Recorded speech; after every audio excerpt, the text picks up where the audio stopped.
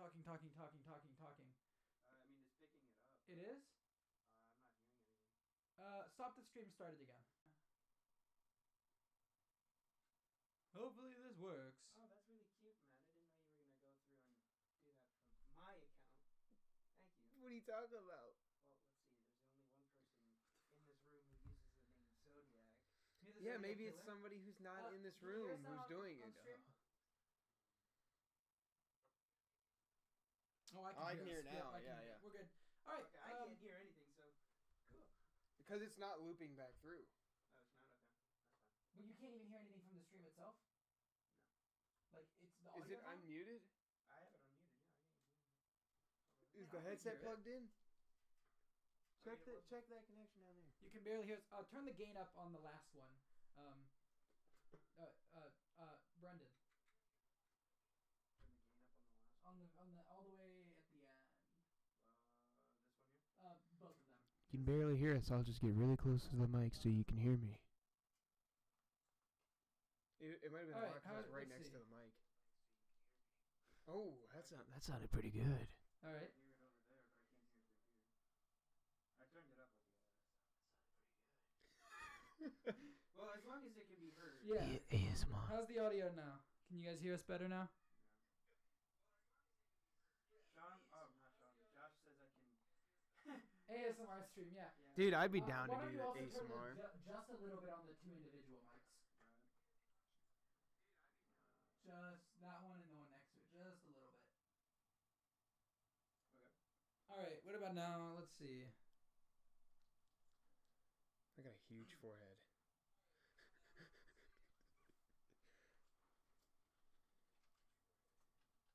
Oh, I can turn my gain up individually here as well. I don't think this one can be adjusted. Alright, what about this? Oh, hold on. What about this? Oh, so is mine. Oh, yeah, mine's buffering. Oh, mine's caught up now. Alright. I was refreshing, it's fine. Well, I'm talking like this.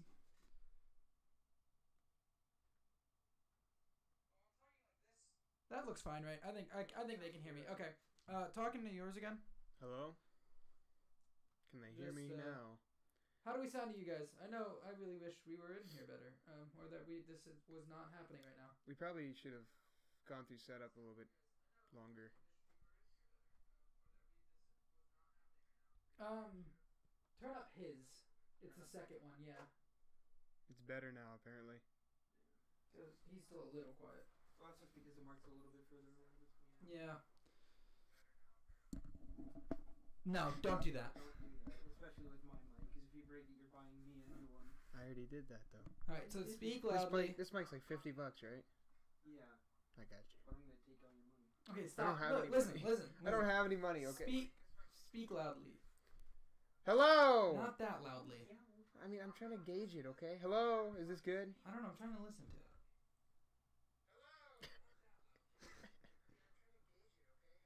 Alright, point it towards you a bit more. I think we're good, though.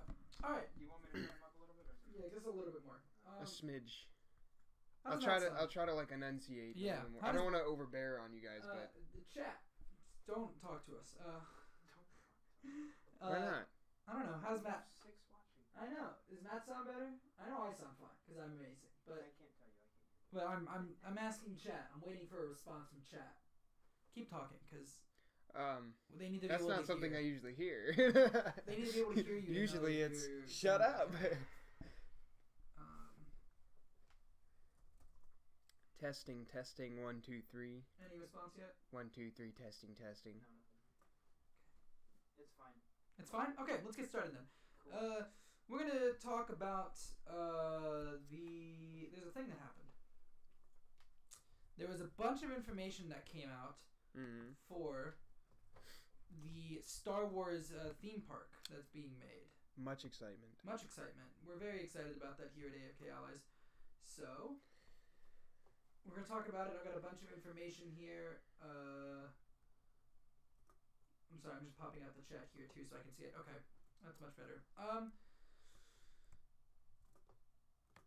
Okay, so reporters were invited for a special preview of the new theme park opening in Disneyland Resort Summer 2019 and Walt Disney World Resort Fall 2019. And Disney released some concept art. So do you want to bring up this first picture? Yeah. Insert. So it's... Just hit insert? Yeah. Or you can just hit the C button on the scenes. The I. Right there. Yeah.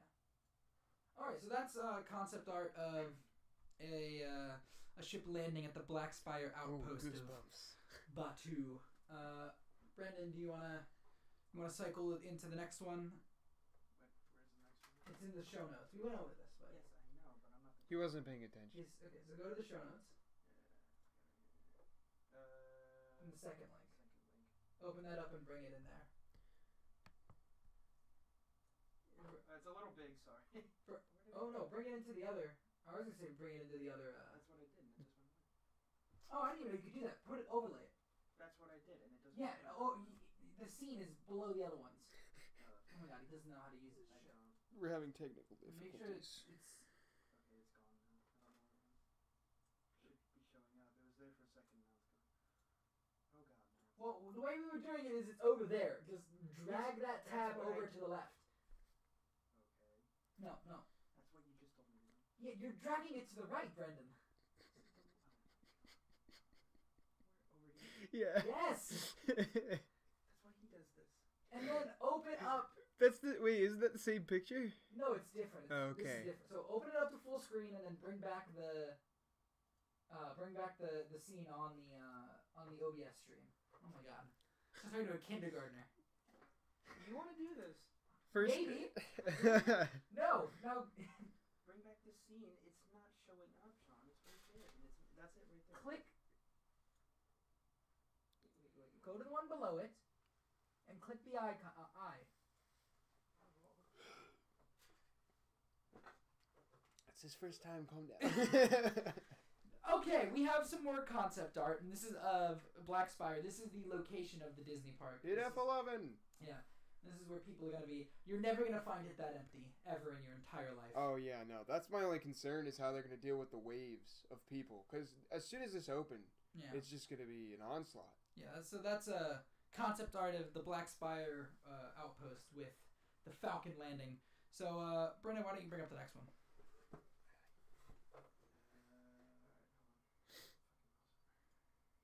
Is it the That's why you should the Smuggler, Inside so Smugglers you could have just one. arrow key. I know.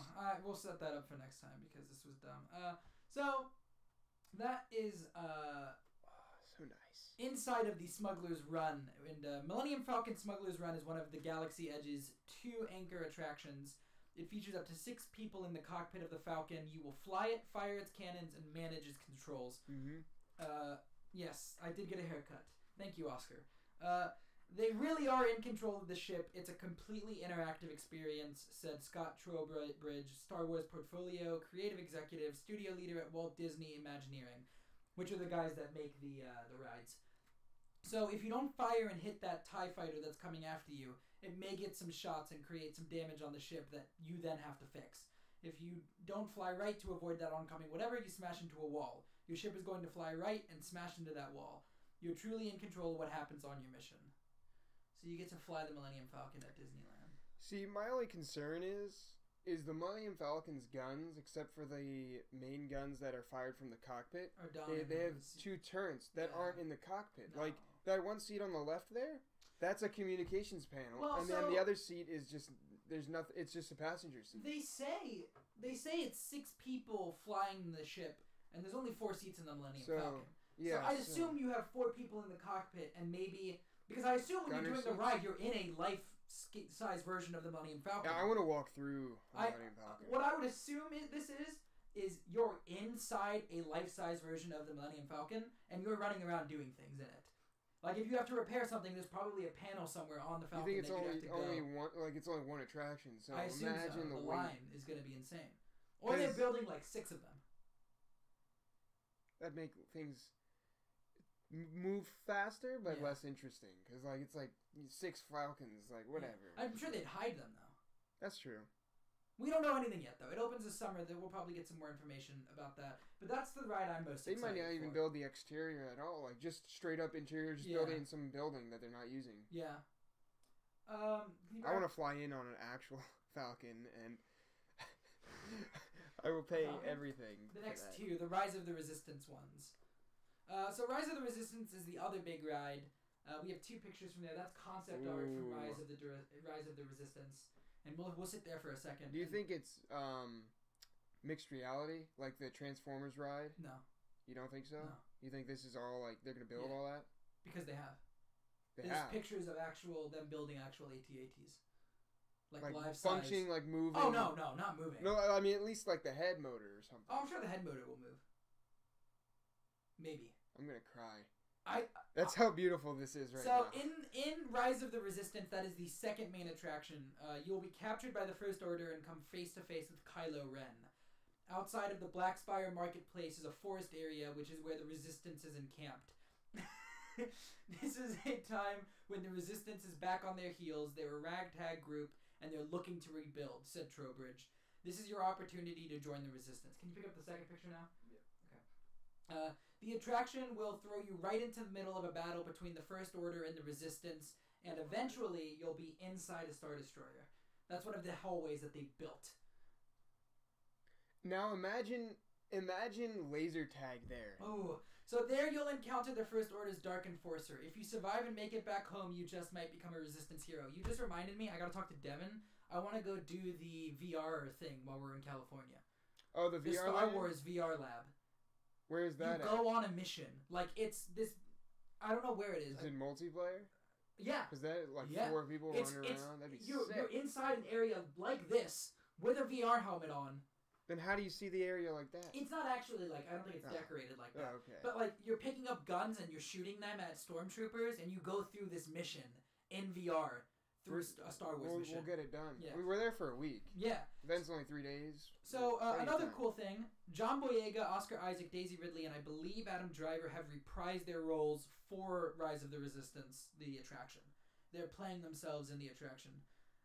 It's like Johnny Depp. Yeah. Going as Jack Sparrow. That's pretty cool. They're not gonna be there. Yeah, they're not gonna be there. Well, yeah. But it's gonna be similar. They redesigned the statue to be like Johnny Depp, because that ride didn't always have a Johnny Depp-esque. I went on that ride 2 years ago. Oh yeah. Okay, so You what? I almost met John Boyega last year. Oh, John Boyega. I thought you were I gonna say Johnny remember Depp. I was like, that's awesome. Awesome con, but it's like $500. So you ready for this next bit? BB-8 is also going to be live and in person during the ride. Just rolling around with you. Fuck yeah, dude. And both rides have different variations. So What do you mean? while you're going through Rise of the Resistance, you can do something that will cause it to change from every run. The same thing with the Falcon ride. So they're learning something from Battlefield with the event changes, Levolution, yeah. So that's what we know about the rides, the 2 rides. Don't talk. Don't talk. No, This is why we had him in the hallway. Yeah, this doesn't work with him actually being in the room. I was gonna say Battlefield better not catch wind of them getting Levolution. Oh no! Oh no! New ships. There's also 2 new ship designs that are at Blackspire Outpost that have not yet been seen in Star Wars. One of them is a new TIE fighter called the TIE Echelon, and there's also a new shuttle, the Intersystem Transport Ship, which is something you board and then it takes you to the Rise of the Resistance. So it's almost like an Amtrak. I guess so. So have you been to Disney World recently, or semi recently? Yeah. You've been on their Star Wars shuttle ride? No, I haven't been on Star Tours. That so good. Okay. So if they even Star Tours is still gonna be a thing, by the way. Well, I hope so. Yeah. They're not Even if they hit that little tip of the iceberg right there, they're gonna kill this whole part. Well, I got a mic there. I'm trying to talk to you. I know. You gotta move that mic so it's like. Yeah. Well, I mean. Will it go there? It's not really. No.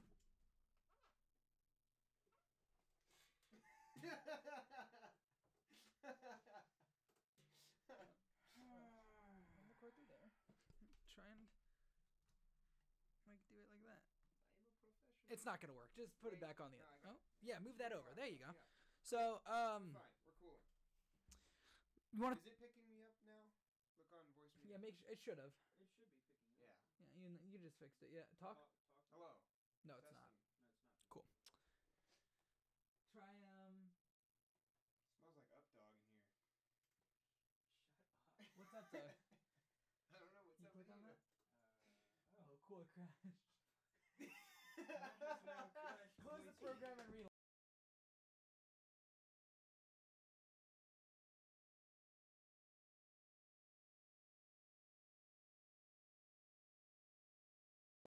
Okay. Hold on. No, now hold on. Switch it back to the blue snowball. Alright, talking to it? Testing, 1, 2, 3. Yeah, it's there. Is it? Oh, it's muted. Hit the M button. Oh. Okay. There. Cool. This is really going very well. Yeah. Can you guys hear Matt still? Glad we prepared for this. We did. We did? A little bit. Not I wrote show notes. I know this was your job here. I skimmed show notes. Okay. Well, you want to we're just going to keep going until somebody says we can't hear Matt. You want to talk about some shops? Shops like for Star Wars? Yeah. Like the lightsaber? Yeah, so why don't you bring up the next picture? Concept art of Savi's workshop. So you can build, one of the shops is Savi's workshop, where you can build your own lightsabers. If I can't cut a desk in half, I'm suing. I don't think they're gonna. It's just, it has to I happen. mean, he's not wrong.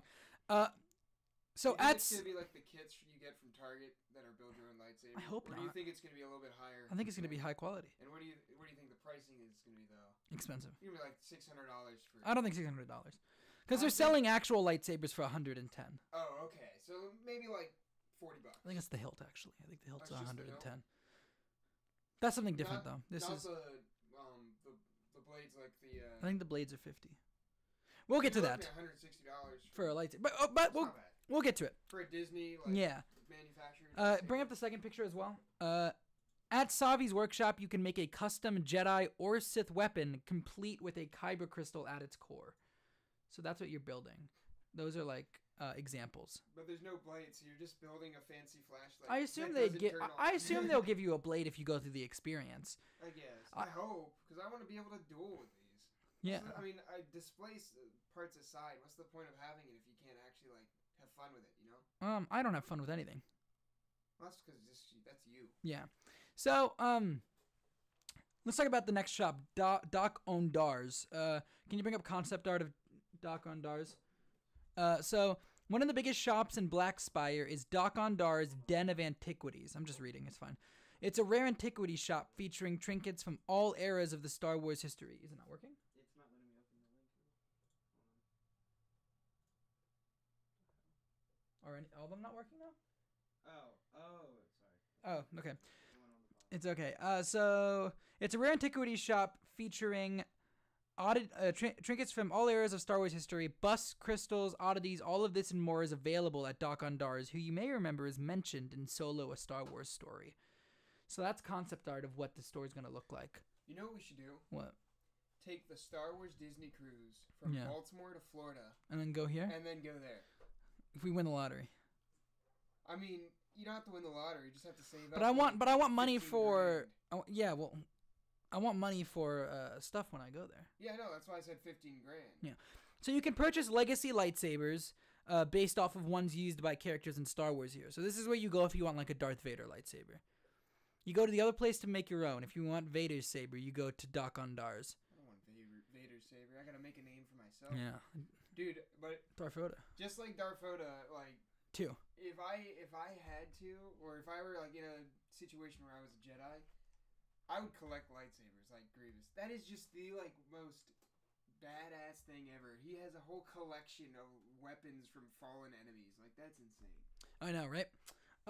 So can you bring up the next picture or get ready to? Doc Ondar also has a stuffed 12-foot tall Wampa from Hoth on display in the shop. On display, not for sale. No, you can't buy it. I paid $100. So here's Which link is it? the top Sith things. We're gonna go to the Sith stuff you can get from Doc Ondar's Den of Antiquities. I did want to open the wrong one. So those are some things you can buy from this shop. Dude, we don't have to build our own cosplays. We can just go there and buy everything. I know. Look at that. Oh, that Darth Maul statue is sick. Look at the crystal. Yeah, that's sick. Bring up the Jedi stuff. So you can buy Sith things, Jedi things. Great.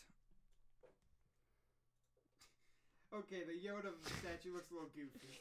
I mean, it looks like Yoda, but I've just seen so many memes of. I look at his face, and it's just.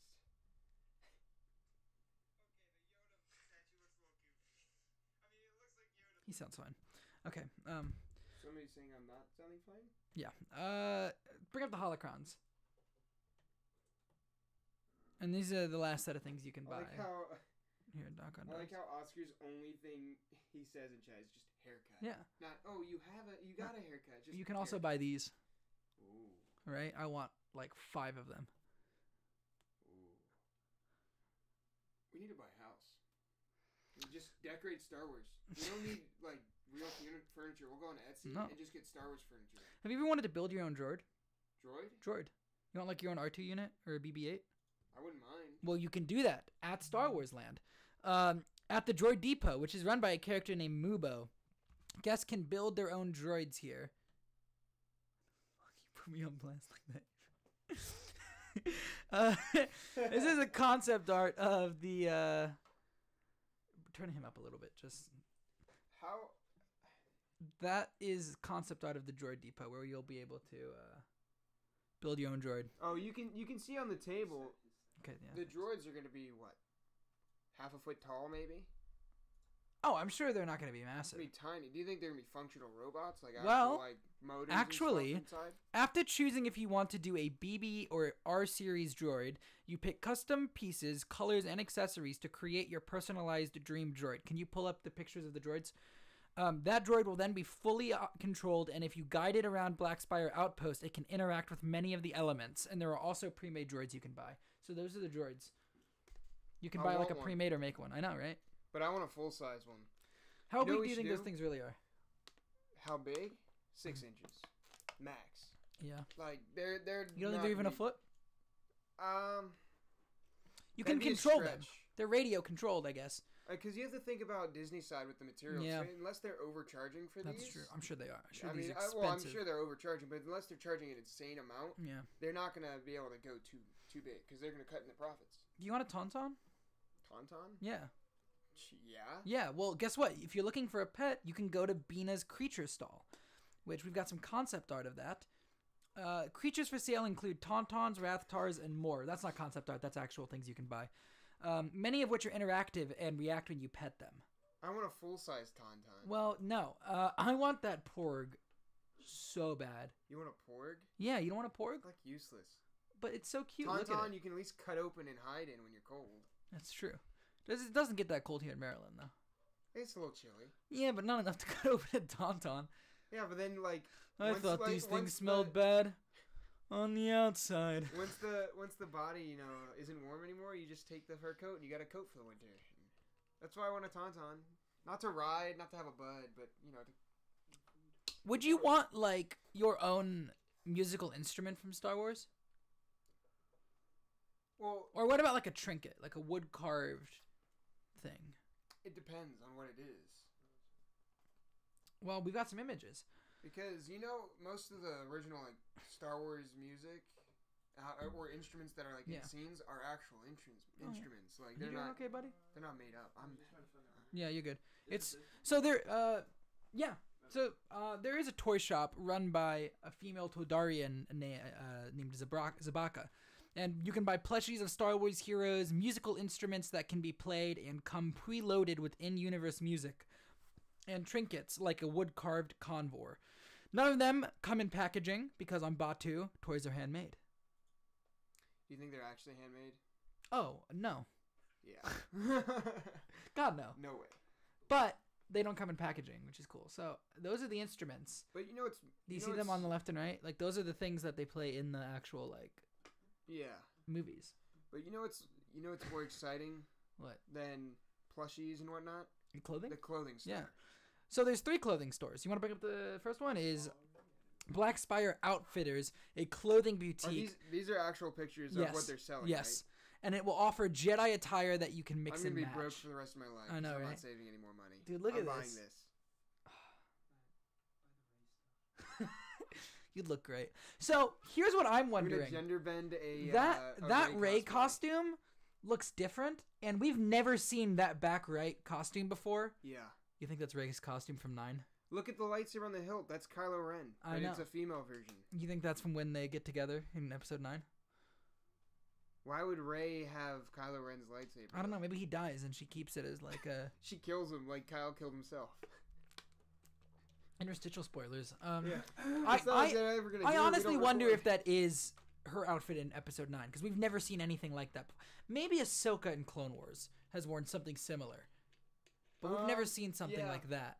Well, Ahsoka didn't really wear super dark clothing until towards the end of her Jedi training. Like also, when she started to move towards the Grey Jedi. Those Rey clothes are more brown than than white, which they're kind of white-ish in the first movie. I think it's just the lighting too. Yeah. So there's also a place, Resistance Supply, which is in the forest area of the park, and it sells Resistance gear. See, now that doesn't look as appealing. No, it doesn't. Be honest, I do like the Rey shirt.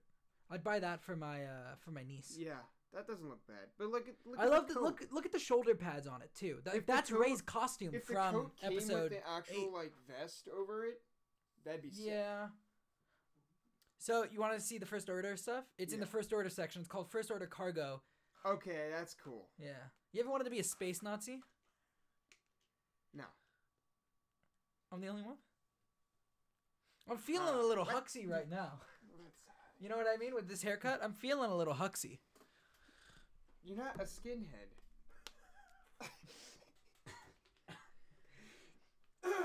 Food and drinks. While you're there, would you want to eat something or drink something? Probably, right? Yeah, so there's 5 main food. There's 5 main food stands. Aga's Cantina, Docking Bay 7, Food and Cargo, Ronto's Roasters, Milk Stand, and Katsaka's Kettle. So they invented blue milk for the park. Oh, that's milk? No. Don't worry.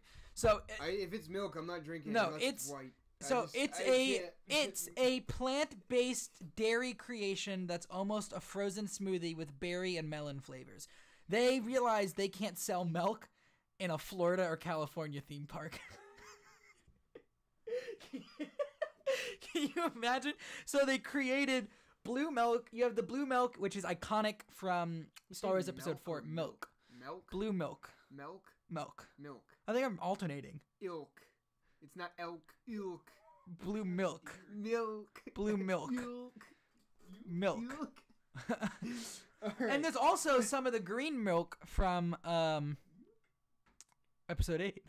You know what I'm talking about? Wait, so I want to walk That's up some to Luke milk. the dispenser and just squeeze it into a cup. That's what I want to happen.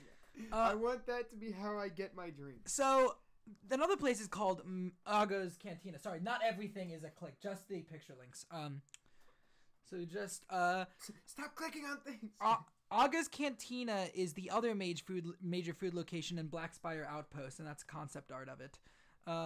But really, it's just a bar like the ones we're familiar with from A New Hope, Attack of the Clones, or Force Awakens. The cantina is run by Aga, a mysterious figure who is also in charge of the black market on the planet. It also serves snacks as well as alcoholic and non-alcoholic drinks, whatever. You said 21st birthday. You're going, right? Yeah. I'll be there with you. Yeah. So, Brendan, you want to see some drinks? Am I allowed to? Yeah. We're inviting you this time. Do you want to see some drinks? So you can pay. I would love to see some drinks. Why don't you bring up the first set of drinks? So, left to right, we have... Is that a donut? Left to right, we have... all the way on the left is the Mugon tea, which we're not sure what that is. It's probably like a half and half. Yeah. So, right next to it is Blue Bantha, which... Now, these are non-alcoholic, I think. Oh, okay, okay. Which is a chilled, more milk-like version of the blue milk they serve, which comes with a cookie that looks like a Bantha on top. Oh, I thought that was a donut at first. That doesn't look right. Did you get the right thing? Yeah, you did. That's a cookie with a bantha. It doesn't look. Does that look like a bantha to you? Oh, I see it now. Yeah, I see it now. Yeah, the horns right there. Yeah. There's also a Bloody Rancor, which this is alcoholic. This is the Star Wars version of a Bloody Mary, which comes with a meringue bone you can put in your mouth. Meringue? I don't know how to say that. meringue. It's meringue, like lemon. Meringue. Yeah, that's what I thought. So it's gonna be a little bit sweeter. Yeah, and that's a Bloody Mary there. And right next to that is the Black Spire Brew, which is a spicy coffee. Oh, spicy. Yeah. I'll try it. You want to get the next set of drinks? Going again left to right. Brendan's buying the next round. Going left to right again, we have the Outer Rim, which is the Star Wars version of a margarita right there. Okay. The Bespin Fizz, which is the Star Wars version of a really Cosmopolitan. Good. That looks like it has dry ice in it. Yeah. So this next one I'm really excited about is the Star Wars version of a rum punch, and it's called... Is that all you drink? Yeah, it's called the Yub Nub. The Yub Nub. Do you know what Yub Nub is in reference to? No. So in Return of the Jedi, before they re-released it, you know at the end of Return of the Jedi, they have that really, like, cheerful music when they win? Like, it's like a big, like, score. Mm-hmm. It used to be, like, tribal music that the Ewoks would sing when the movie first came out, and it's them going, Yub Nub. I think I've seen Yub Nub. Yeah, so that is based off YouTube, of the Yub Nub. That's amazing. And then all the way on the right is the Fizzy Tauntaun, which is Star Wars' version of a fuzzy navel. What? I have no idea what that is. I have no idea. Are these alcoholic? Yeah. Yes. Yeah. So, I like that. let's get the last set of drinks. Do you want me to look? Strawberry one or whatever it is. No, actually, yeah. Get the next set of drinks and then look up what a fuzzy navel is. The last set of drinks that we can get here. So for the last set of drinks that they've shown off, there is Carbon Freeze all the way on the left, which fizzes on its own. In the middle is Oga's Obsession. It's hard gelatin with little bubbles in it, served in a petri dish topped with dried fruit and pop rocks. And it's supposed to be really good. What is it? I mean, I'm sure all of them are supposed to be really good, but... I mean, people have tried it. Oh, The okay. Oga's Obsession. What's up? Fuzzy Navel is a peachy screwdriver cocktail. The Fuzzy Navel is incredibly simple. Okay. So all these recipes have been leaked, right? Not recipes, but people describing what it tasted like Okay. in comparison to... Let's just start making them at home, and we'll do an episode or something of trying them. Yeah, like these are all, and then all the way on the right is a Cliff Dweller, which is a ginger ale fruit punch. That sounds really good. And so another thing about Galaxy's Edge is that there are beers and wine that is going to be exclusive to Galaxy's Edge. They've contacted winemakers and breweries all around the world, and they are making exclusive drinks for Galaxy's Edge that I want you can some only get McGregor, there. Whiskey there. So here's some things that they've listed. There's a Bad Motivator IPA, Okay. a White Wampa Ale, Ooh. Spice Rudder Cider, Imperial Ooh, that one Red sounds Cab Sauv, I guess? I don't know. It sounds like a Cab Sauv? wine. Yeah. So, sounds like a wine. And then Tony Ray White from Alderaan. That's wine. Yeah, but it's an Alderaan wine. And these are only available at the park. I'm gonna go broke very quickly. Let's talk about the next place, which is the food. We've got a lot of food to look at. So, Docking Bay 7 Food and Cargo. Most of the exotic foods can be found in Docking Bay 7, a quick-service restaurant run by Chef Strono Cookie Tuggs, who used to work in Maz Kanata's palace on Takadona before it was destroyed. So, also, you can bring that picture up. But something to note before we move on. From everything that we can tell, the park is set in between The Last Jedi and Episode 9. Okay. So this is the fried Andorian tip yip, which is a chicken dish served with roasted vegetable mash and herb gravy. Hold the carrots and we're good. Actually, hold the herb gravy. I don't know. That sounds weird. I think it's gonna be good. But doesn't that look like Star Wars food? Yeah. Bring up the next one. Just keep bringing them up. I mean, all you have to do is just make food that doesn't look normal. Of this earth. Yeah. Just keep bringing them up. I'll tell you when to switch. So this is the Athorian Garden Loaf, I believe. It's a plant-based meatloaf dish served with roasted vegetable mash, seasonal vegetables, and mushroom sauce. Wait, plant-based meatloaf, so it's not meat? I guess, yeah. Why? Because they're Ithorians. So, I'm a meat eater. This is the Yob Shrimp Noodle Salad. It's a marinated noodle salad with chilled shrimp. This next thing is called the Oven Roasted Burra Fish. It features Dijon-crusted sustainable fish with mixed greens, roasted vegetables, quinoa, and pumpkin seeds with a creamy green curry ranch dressing. This is just Ogos, right? Yeah. Okay. No, sorry. This isn't Ogos. This is the Docking Bay 7 Food and Cargo, which is another restaurant. We don't know what kind of snacks Ogos is going to serve. Okay. Because so far, the food looks great. Yeah. They They really prepared it well, but it's just not something that really draws me in. So this is a Felucian, which Felucia is where Isla Sakura dies in episode 3, like the big jungle area. Oh, okay. This is a Felucian garden spread. Rest in peace. It's a plant-based kefta meatball dish with herb hummus and tomato cucumber relish with pita bread. Nothing served here is actual meat. No, there is some things that are actual meat. Like the fish, but... Like, no. We'll get to it. So these desserts haven't been named yet, but the one on the left is a raspberry cream puff with passion fruit mousse, and the other is a chocolate cake with white chocolate mousse and coffee custard. Ooh.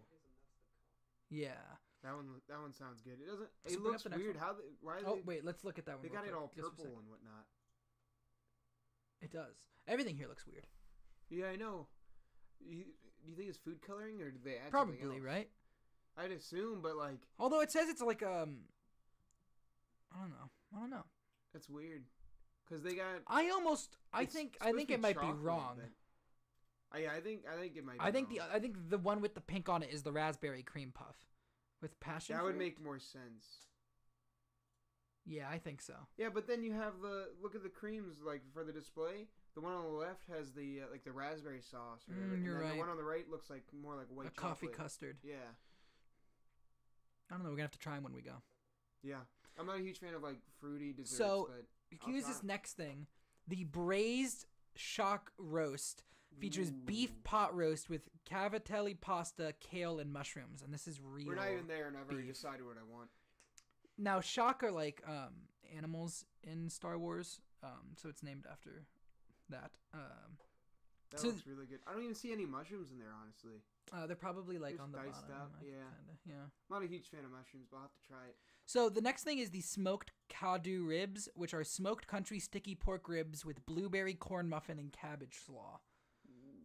Look at that. I can't remember the last time I had ribs. I had them the other day. Really? Yeah. You like them spicy? Yeah. We got one more thing. Ready? Mm-hmm. Oven roasted tip yip blends roasted chicken with mixed greens, roasted vegetables, quinoa, and pumpkin seeds with a creamy green curry ranch dressing. I'm sorry, I just looked at your face when I was in the middle of reading, and you looked a little transfixed. Because like the chicken looks so good, and then you're like quinoa, I'm like ugh. Hey man, you don't like quinoa? Quinoa's pretty good, right? So I would just tell the kitchen, give me that beef thing, right? Yeah. And put some chicken in there too. Leave all the other shit out. So that's everything. That's all the things that we know can be served at Docking Bay 7. The last place is Ronto's Roasters. Actually, second to last place. Ronto Roasters. 2 restaurants and then several like snacking points. Yeah. Okay. So Ronto Roasters is run by a character named Bakar, along with his droid 8DJ8. It serves a sausage wrap, you can bring it up, non-alcoholic beverages, as well as 2 flavors of turkey jerky, sweet teriyaki and spicy herbs. And those are the Ronto wraps, which is like a sausage wrap. Really good. And on the left... What's that drink? I will tell you in a second. Can you bring up the drinks? I think it's Meilu-rune juice. Meilu-runes are like fruits, kind of like oranges in Star Wars. Now, we don't know which is which. I believe the one on the left is Meilu-rune juice. The other one is either Sour Sarlacc, which is a combo of fruit, raspberry taste, and some watermelon, or it's a Tatooine Sunset, which is a fruity punch. The one on the left would be the raspberry. No, the one on the left is the Meilu-rune juice. Confirmed? No, that's what the article said. They're wrong. We say citrusy because that's what the fruit is in Star Wars lore. It's like a citrusy. So it would make more sense to have an orange juice. Yeah, but apparently they said that's the Meilu-rune juice. Wrong. And lastly, we have Kat Saka's Kettle, which is a local Batu farmer who collects spices from around the galaxy. You can bring up the picture. And these spices then get used at Kat Saka's Kettle, which is used in a special Star Wars popcorn called Outpost Mix. Wow. And this is all stuff that you can only get I feel about purple popcorn, though. It makes me think of like mold. I think I'd be down with it just because it's Star Wars. I mean, yeah, but like, can you imagine sitting down at Aga's and getting some of this for the table and with like some drinks? Like, I feel like I'd be in Star Wars. Like, that just looks something I'd eat in Star Wars. You know what I mean? I like meat, like. I'm hoping meat, the Resistance store sells like Han Solo outfits. You want a Han Solo outfit? Like the vest. Just the vest? Yeah, and like the coat. The vest and the coat, I think. The way. Yeah. If you're gonna go maybe Han the Solo coat, vest, you know? You gotta go all the way. So, we're just gonna get wrapped up here. We're pretty close to being done on this stuff, and then I'm gonna bring Brendan in here. We're gonna talk about the music real quick. Galaxy's Edge is a real place, not a theme park. Star Wars music doesn't just play in the world of Star Wars for the most part. So, in Galaxy's Edge, John Williams' original music that he composed for Galaxy's Edge will only be used during Smuggler's Run and Rise of the Resistance, the rides. When you're just walking around, it's not going to be... music playing. No. There might be, like, band music, but it won't be, like, I want to walk in score. the cantina and have music playing. I'm sure. There's no way Ago's Cantina does not have Or maybe they compose a new Cantina song for it. Maybe. I don't know. You can't really beat the original. So let's talk about the world. We were playing D&D. We listened to Edge of the Empire. We listened to that for like an hour straight. It was the 10-hour loop. Yeah, so let's talk about the world real quick of Galaxy's Edge. The snake creature from the trash compactor in A New Hope has a cameo that I'm not going to talk about because I read about it in the article and it sounds awesome. If you get in trouble with security, they just throw you in the trash compactor. There's a thing where you can see the snake creature in the park just outside, it sounds really cool. I mean, you never really get a good sight on it when it's in the there's a place where you can see it. But also cast members, this is really cool. This is the only place in bring up pictures of cast members. This is the only place in Star Wars or in Disney where cast members are encouraged to develop their own unique Star Wars characters with their own personalities and allegiances. They were given certain restrictions. The example given was you can't be Han's second cousin.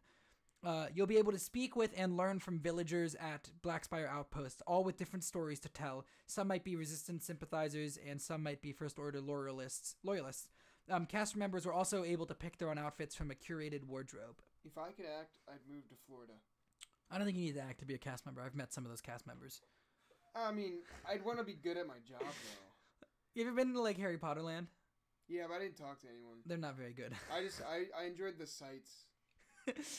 They also ran a device all over the park that laid down droid tracks, like the ones that R2 would make. So just on the ground are droid tracks. Just random. Yeah, just like all over the track. They like clean up every day and then just make new ones the next day? No, it's like it's in the ground.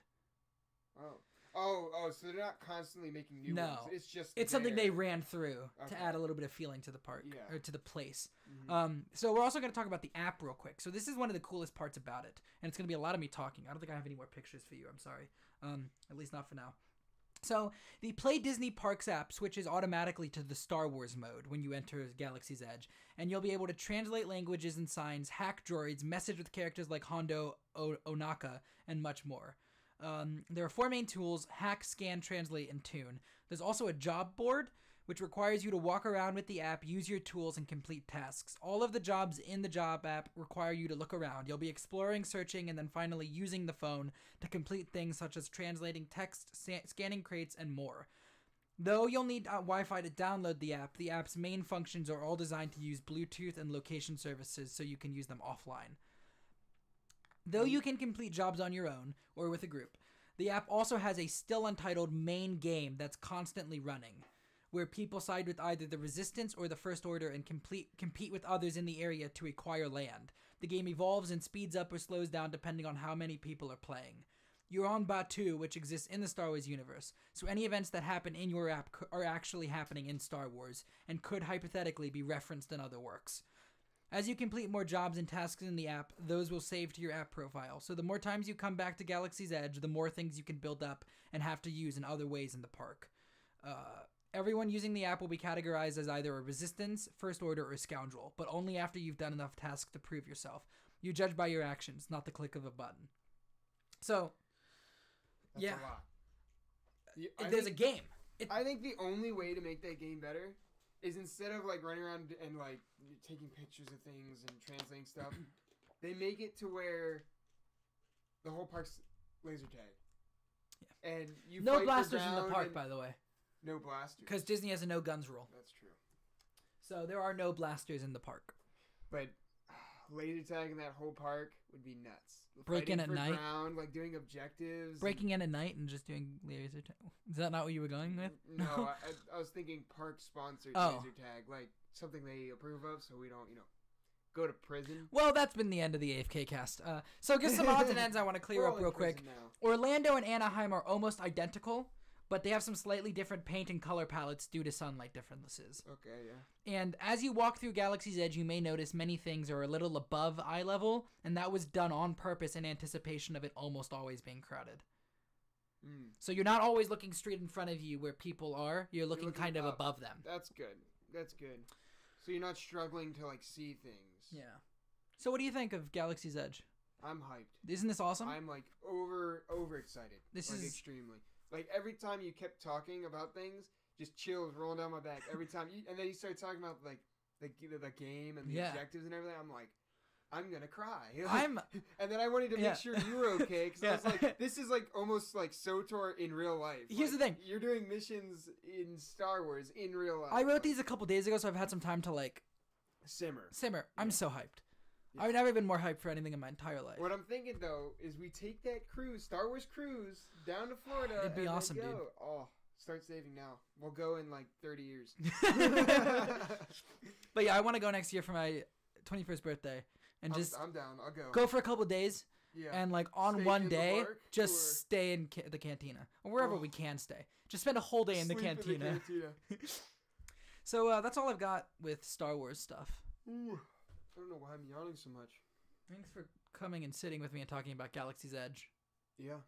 One thing that got me though is you kept pulling up food, and I've been eating all day today. No, we're gonna go to Noodles and Company after this, right? Yeah, tradition. Tradition now.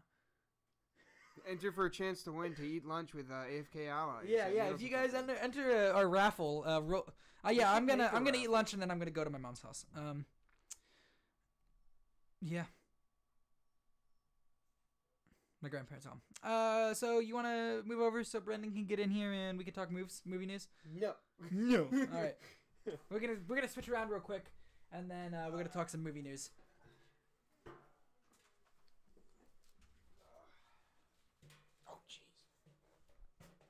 Yeah, we don't have a very big studio. You good? Yeah, I'm going to the studio. I don't know why I picked up my water bottle. I think I got it out of your way. Sure, we'll say that. I'm falling all over the place. Jesus, you okay there? Okay. Nope. So, how was that? Well, that was that. Are you excited? I know you're not a huge Star Wars fan, but like... pictures anymore, right? No, there are going to be some pictures I've got. Just like stuff. You can scroll through and look at them and figure it out, but not for a while. I thought delete was the takedown for it. It is. Oh, make sure you're not tabbing into the thing. Make sure. I'm tabbed into here. You're hitting delete? Yeah, hit delete. Try insert.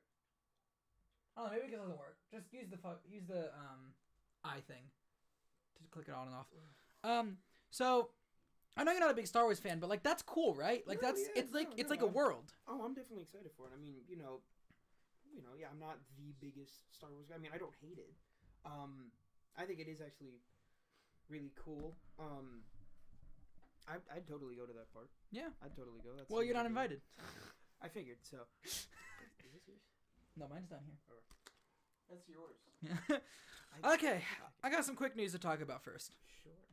Will Smith is, according to Variety, exiting the Suicide Squad sequel, which doesn't really surprise me. It looks like they're trying to do a reboot. Yeah. I feel like they are. I mean, it's very sad just because now the best part of them. I liked Harley Quinn in it. You think she'll be in it again? Actually, I know that. Stop it. Stop it. Stop it. See this. This is why he's backing out. I can't see the mouse. There we go. What are you doing? Bring it up. Good Lord. I want to get a full image of it, but oh no, I don't want to do that.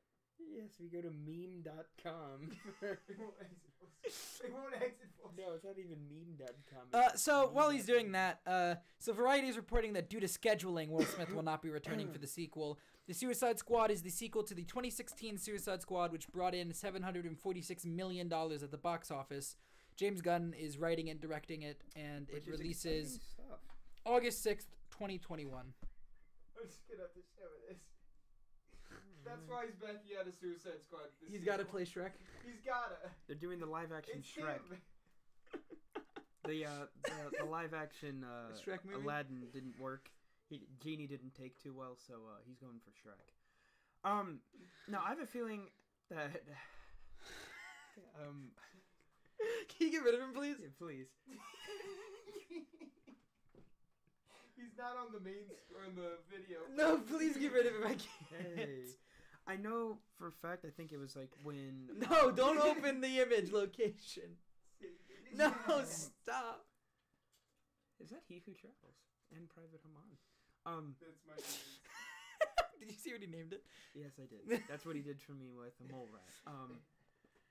I know for a fact that Margot Robbie will probably be returning, or I know definitely she will be returning to play Harley Quinn because I know there's a contract that she has with Warner Brothers. She's in like 4 different Harley Quinn movies. Oh no, I know. Yeah. No, yeah, I know for a fact that that's gonna happen, and also just because of the fact that I believe in the contract it said that she can only play the role of Harley Quinn if it's like a Warner Brothers I'm sure production, and she can't go off anywhere else and do it, so she's kind of stuck. Hey, Nick, what's up, dude? I can't believe Nick's watching this. Huh? Donnie's watching. Oh, is he? So next thing, this is more for you than me. Let me get through my notes before we talk about it. Ford versus... Yes. More into your mic. Yes, you like super quiet. Kind of lean in or talk louder. Yes. Ford versus Ferrari got pushed back. I saw that. Mangold's James Mangold, the director of Logan. Yes. Ford Ferrari movie stars Matt Damon as Carroll Shelby Carroll and Christian Bale as British driver Ken Miles. Let me finish my notes, please. And centers on a team of American engineers and designers dispatched by Ford to build a new race car to defeat the perennially dominant, Ferrari at the 1966 Le Mans World Championship. Le Mans. Tracy Letts, John Bernthal, Katarina Bauf, Noah Jupe, Paul Sparks, and Jack McMullen also star. It went from June 28th, 2019 to November 15th, 2019, and it places it more firmly in the awards season. What are you doing? I didn't mean to do that. I'm sorry. Yeah, I'm not trying. Stop. I'm trying to snap it to the... Okay, it doesn't work. when I was over there, I did scroll down a little bit in the notes, and I saw that. Okay, that's actually a pretty interesting cast there. John Bernthal, Matt Damon, Christian Bale. That is very exciting. He just got cast in There's something actually today. a movie on Amazon Prime about that. Yeah? Yeah. I believe, isn't it called like 24-Hour War or something? I It's think about so. the Le Mans? Yeah. Because that was a big rivalry between Ford the two. and Ferrari. And that's where the Ford GT came from. Started out with the... And then we won the Le Mans. Yes, we did. With the new Ford GT. Well, when it first debuted, yeah. Hopefully it'll be better than Bohemian Rhapsody. So That is a good movie, and you can't say it's not a good So- movie because it won 4 Oscars. So We're going to talk about that in a moment. Bohemian Rhapsody. Oh, I So- haven't seen it yet. you should watch it. It's a good movie. I do want to But see if it. you No, ask you should Sean- definitely watch it. If you ask Sean, it's a very lackluster film. No, very it's flat. not as good as it could have been. But anyways, not the point. No, just because it- he's happy because Elton John. Ford made a versus funny movie. Ferrari got pushed back, and it took.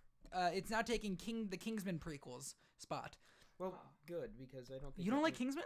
I like Kingsman, but I don't think the prequel is going to be very. Well, here, listen to this. Ralph Fiennes, who played Voldemort in Harry Potter, up-and-coming comer Harris Dickinson, who I guess was in Darkest Minds, Rhys Ifans, who's in Amazing Spider-Man, Daniel Bruhl, Zemo, Oh. Matthew Good, and Charles Dance, Tywin, round out the Oh. primary cast of the prequel, which is reportedly about the Kingsman tailor shop and explore the formation of the spy organization in the early 1900s leading up to World War I. Okay. Filming is underway right now, and this is supposed to be more of a period piece than a spy thriller. They moved it from November 15th, 2019 to February 14th, 2020. Okay, well, I mean, that doesn't sound actually as bad now because I knew they were going to make a third Kingsman movie. It's after this, and that's going to Yeah. finish the Exit Oh, it is? stuff. Okay. Yes, it's well, after because this. I know, God, I always mess up his name, Taron Egerton. Yeah. I believe he's done with that role, or He's doing one more movie. Yeah, okay. And then he's done. Yeah, because I know I had heard about that because he's got to make room for Rocket Man, of course. Yeah. Dude, he's going to kill it. Oh, I know. I wasn't super on board with that until I saw him Singing with Elton John. Yeah, did you see him at the immediately yeah. sold me. So really quickly, Nick just brought something up. Mm. Do you guys know anything about the new Lord of the Rings series? We don't, because Not I really. actually read a report. A writer Haven't on seen the much. show said that the writer's room is guarded. Like there's a guard at the writer's room, and there's like a key, like a lock, Okay. protecting the writer's room. They're covering this thing up super super hardcore, so nothing leaks. Now I'm scared They're spending for $1 the billion on it. $1 billion. They're spending $1 billion. Amazon is spending $1 billion on a Lord of the Rings show. How many $1 billion. We don't know. We don't know anything about this Is it thing. gonna be like series like Band of Brothers where they're long episodes? We don't know. Almost like I'd short films, assume an hour and a half an episode or I something. mean, that's a bigger budget than they have for the Grand Tour, which has 3 seasons. Now, a lot of that's probably for licensing, It could be. I mean, but it's still a lot of money. And like the Grand Tour doesn't need CGI and whatnot. And Well, I'm that's sure true. Lord of the Rings is gonna need. but I mean, I think the CGI. budget for the Grand Tour, if I'm not mistaken, was like 16 million per episode or something. 16 or 60. I don't know, it's something crazy. But I I feel like Game of There's Thrones has something 100 million an episode. Like, well, I mean, Game of Thrones also has a Yeah. lot more to go through. But I'm Yeah. just thinking more of the perspective Yeah. from 3 guys who do a car show, and that's a lot of Yeah. freaking money for them. I mean, they've been They do doing a lot, it their though. whole life. But they also Well, do yeah, a but lot that's- with it. Yeah. They do a lot They- with it, and it's also like triple, if not like quadruple, the budget they had when they were Top Gear with the BBC, because they didn't have much there, and there wasn't a lot they could do because they were on TV. Now they're on the internet; they can do literally whatever they want. So really quick, I just want to point out, Nick just asked if the guard looks like an old bearded Ian McKellen, and I can Yes. only assume. I can only assume. Even if it isn't, I'm sure they dress him up. And Yeah. if anybody tries to come You in, can- he has a staff and a sword, and he just and he smashes the ground. Right. Hopefully, he doesn't fall into a pit. So with an ice spear through his chest. Thank no you. no references. Thank you, Rizram. So we actually didn't talk about this last week, but I wanted to. Free Guy is acquired as a Matt Lieberman spec in 2016. Is in the vein of The Truman Show. It got a release date, and it stars Ryan Reynolds as a bank teller stuck in his routine, right. who discovers he's a background character in the open-world action-adventure video game Free City, and he's the only one capable of saving his world. Sean Levy directs. He's also the same guy, I believe, is directing the Uncharted movie with Tom Ooh, Holland. Yes. And it releases July 3rd, 2020. Should have got Nathan Fillion. What do you think of Free Guy? I'm pretty excited for That it. looks pretty. Oh, God. Sounds cool, right? Yeah, no, it seems actually really interesting. I'll have to see a little bit more of it before I make any kind of fair judgment. It seems pretty interesting though. I'm actually kind of excited. So this next thing, Aquaman 2 got a release date. Yeah. It is releasing December 16th, 2022. By the way, just gonna throw this out here. I know a little bit about like stuff, and I know stuff that I don't always talk about on the show. Just like if you guys got questions about like movies, TV shows, that kind of stuff, I keep up with the news. I might be able to answer it. Yeah. He's more kind of Just like that into question that Nick posed about Lord of the Rings was nothing that I would have talked about on the podcast, but I had read that article, Right. which proud of that. But so Aquaman 2 is releasing December 16th, 2022. That'll be 4 years after the first one. Do you think that's too long to wait? At first, I thought it was a little too soon, but then Really? also- but then, well, that's because I thought it's Yeah. 2020. Oh, okay. 2022. So then I was like, I thought I'm they like, were that's a gonna do little 2020. soon. And yeah, but then I was like, I don't know. I feel like it could be a little too long, but I also feel like they're trying to maybe wait it out because like what they did with like the first Aquaman movie was when it came out, I think it was at like a good point in time when it did, just because of the fact that it didn't, like have any overlapping like Marvel release dates that would kind of like have suffocated it in the box office. So I think this, I don't know. Here's the thing. If they did 2021, that would probably be better. I feel like they might have waited a year too long. Here's what I think is gonna happen. Right, I'm just gonna go through this real quick for you. Reason it's 2022 right now. Their slate's full. Right. So this year we got Shazam coming out in April. That's true. Birds of Prey comes out February 2020. Wonder Woman 1984 comes out June 2020. Oh, right. The Batman comes out June 2021. The Suicide Squad comes out August 2021. And then The Flash is slated for 2021. Now, is that Ezra Miller? yes, Okay. The Flash just lost its writers again. Oh, good. Apparently the directors are just going to write it now, is what they've decided. Well, that movie has been Yeah. just a burning shipwreck because it seems like it's on a really good platform and then it just nosedives. And I know Ezra Miller, every time he's been asked about it, he's like, it's going to be such a great movie. I feel like at this point in time, he's just trying to say that so he can keep his own humanity and sanity and not... Well, also a big part was him filming the Fantastic Beast movies, was that's messing also with true. production. That's also true, yeah. But they pushed back Fantastic Beast 3 to film Flash, and now they're Yeah. rewriting the entire script. So, yeah, I mean, so it comes a point in time where it's like, you can't really force him, like, hey, Ezra, we're gonna have you delay this because we're redoing this. Well, here's the thing: they're both WB products. Well, that's true. So WB is choosing what they think is going to be more profitable, and they think that The Flash is a more important thing to get out than Fantastic Beasts 3. So they're pushing. I mean, well, it also depends on the fan base too. Which the audience. Fantastic Beasts 2 didn't get a great response. No, it didn't. I think on Rotten Tomatoes it was like a 50. Yeah, I love the movie. I thought it was really good. So here's what I think is going to happen, right? I think The Flash is going to get pushed back again. I think Aquaman 2 is going to take its 2021 spot. Okay. I don't see any way The Flash comes out before 2020 or comes out before 2022. Right. And at that point, I'm not even sure we see Ezra Miller play The Flash.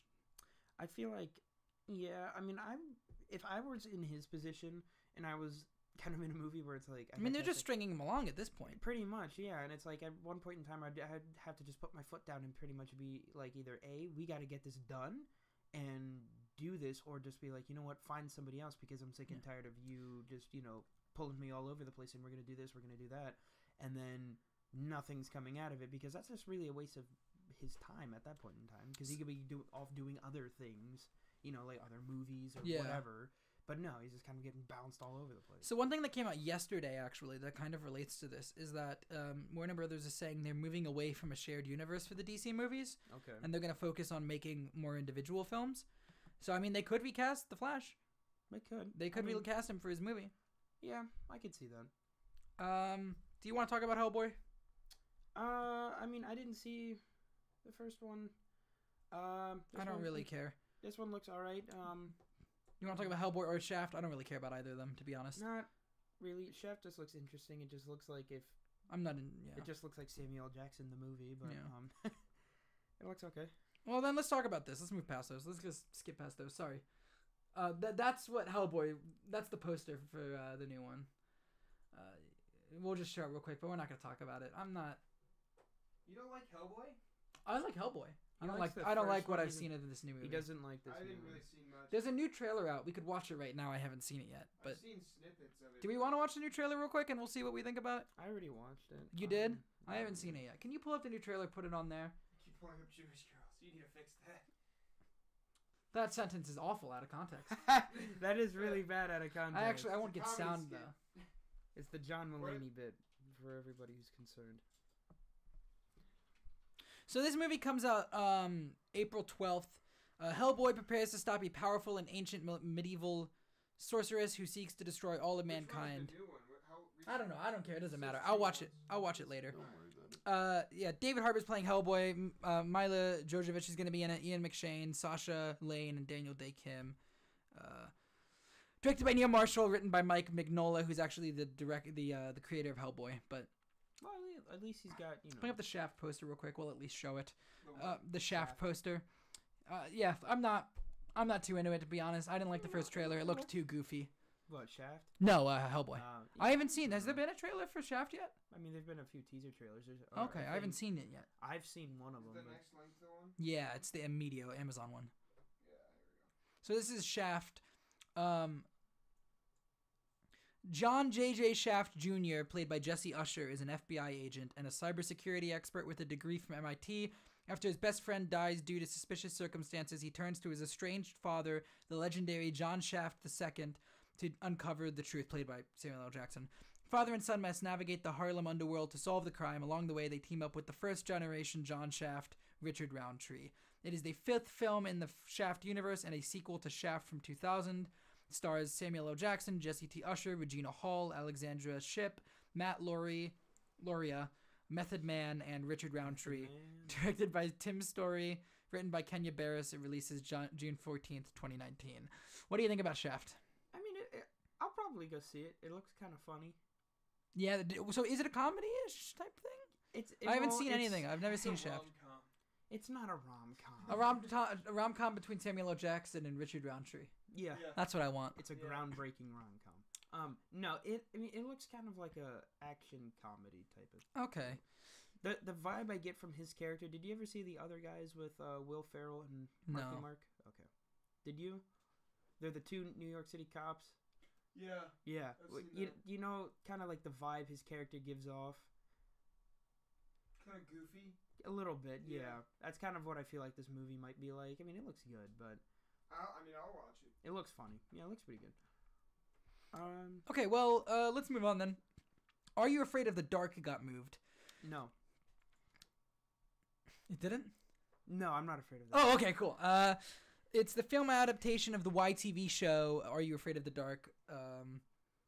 Which... I know nothing about this. I'll be totally honest with you. Oh, good God. How did it get so big?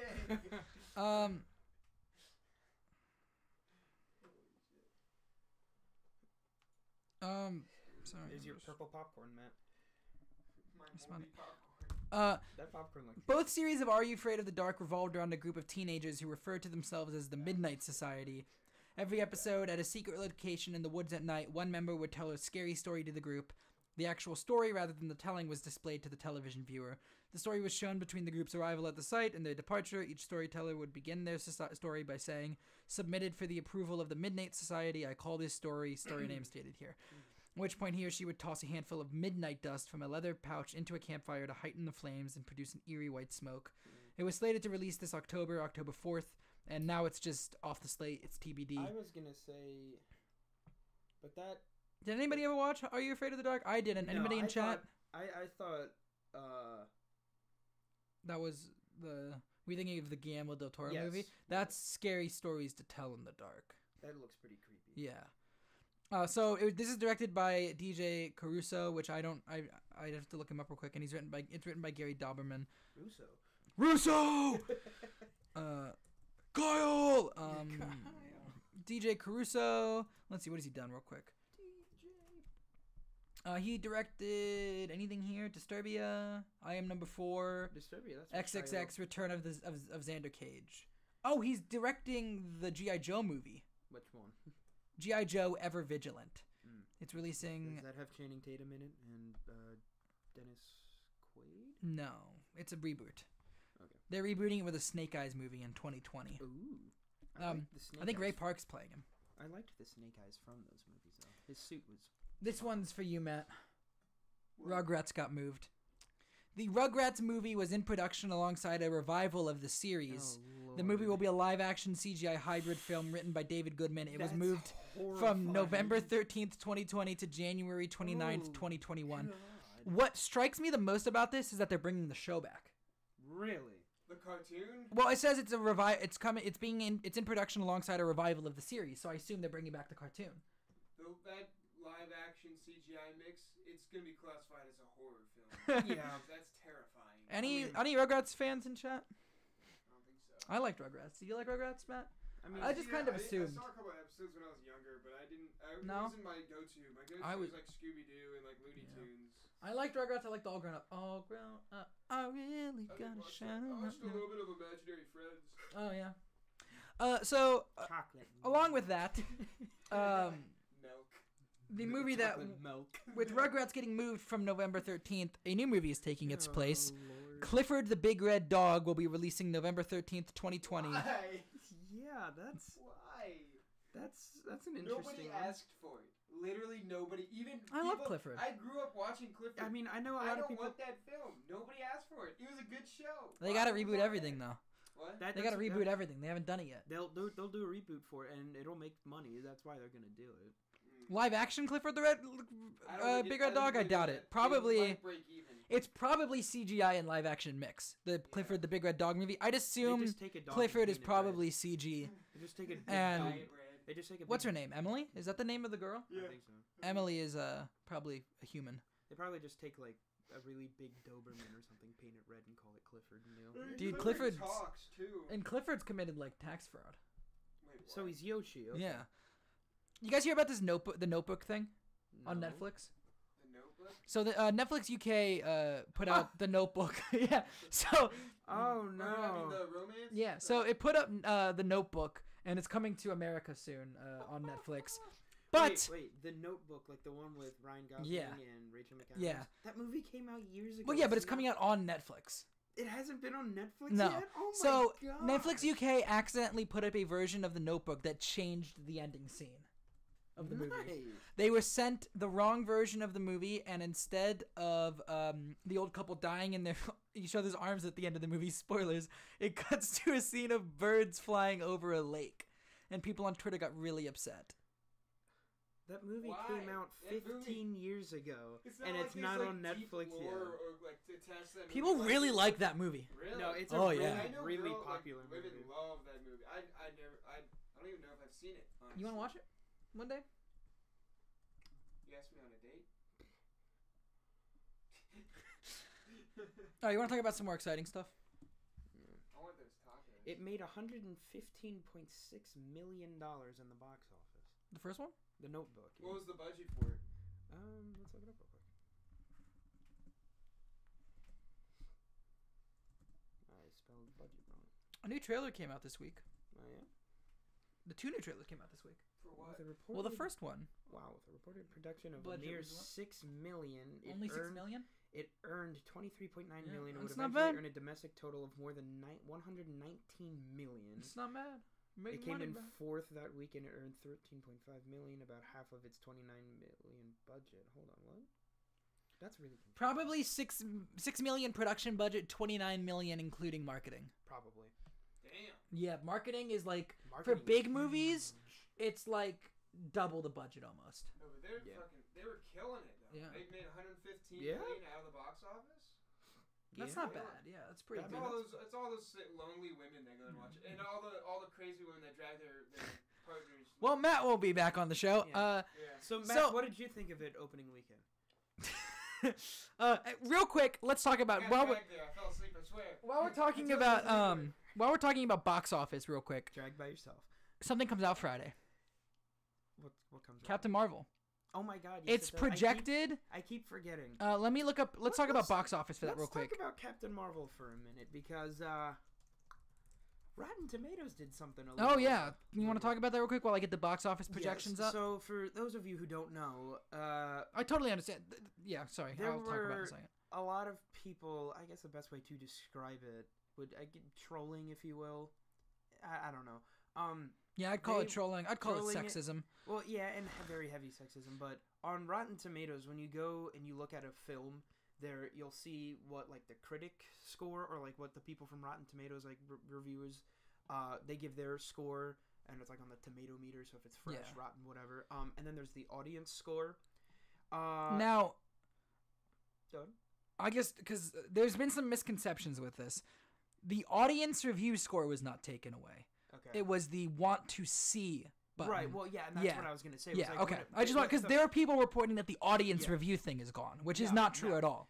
Because if the movie's already been out, then there's an audience score for Yes. it. But if the movie hasn't come out yet, they have A want to see. want to see meter. Which was useless to begin with, because every Well- movie on there is in a 90 to 100% Well, yeah, want to and see. there's some movies on there that are just god awful and have a really high. Well, it want doesn't to even see rate. because But it doesn't matter. Even if you're not going to see the movie, you'll be like, yeah, sure, I'd see that, I guess. Well, yeah, it's more of like The a feature's useless. yeah. It's more of a hey, if you had nothing to do on a like Sunday afternoon, would you go to the theater and watch Yeah, it? You'd sure, be like, why yeah, not? sure, why not? Instead of hey, if this movie came out, would you be super enthusiastic to go see it and be like, oh hell yeah? So I mean, every movie on there, like even Uncle Drew had like a 91% Oh, want yeah. to see or whatever. yeah. Um, But anyway, so people, I'm not Here, exactly- I've got it. So Okay. the reason people were putting up saying that they were not going to go see the movie because apparently Brie Larson is sexist. Now, here's where this comes from. Brie Larson, I guess, was in or involved in some way with A Wrinkle in Time,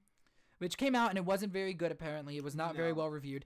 That was based off of a book. Yes. Right? Yeah, that And- had Oprah in it, Reese Witherspoon. Yeah. I don't remember her name. Mindy. Yeah, Mindy something- Kaling. Kaling, yeah, from The Office. Yeah, and Parks and Rec.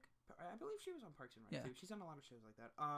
But so She had her own show too. she did. yes, but so what happened was, while on the press tour, at one point Brie Larson said that she didn't care what a older white man thought of her movie, that she made it for little girls, and that's who she cared, thought about.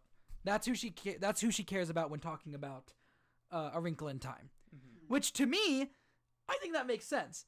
Like Well, yeah, if I I mean- make a G.I. Joe movie, right? That's not gonna really appeal to like older middle-aged women. That's gonna If I appeal to, like, if I make younger like a guys. zombie movie that's horribly like very bloody and gory, and my grandmother comes to me and goes, "I think it was a little much," I'm not going to care about that. I don't care that you thought it was a little much. Your target audience. Exactly. Yeah. The target audience of A Wrinkle in Time, was not. Yeah, it was for young girls. Yeah, it was a younger girl because it was based off of a book, and that book is the target audience is like a younger female audience. So I could understand because I understand the statement. I think the whole thing was dumb. I understand it. I think it probably wasn't phrased the best. It wasn't phrased the best way. No. I don't think it dictates them being sexist.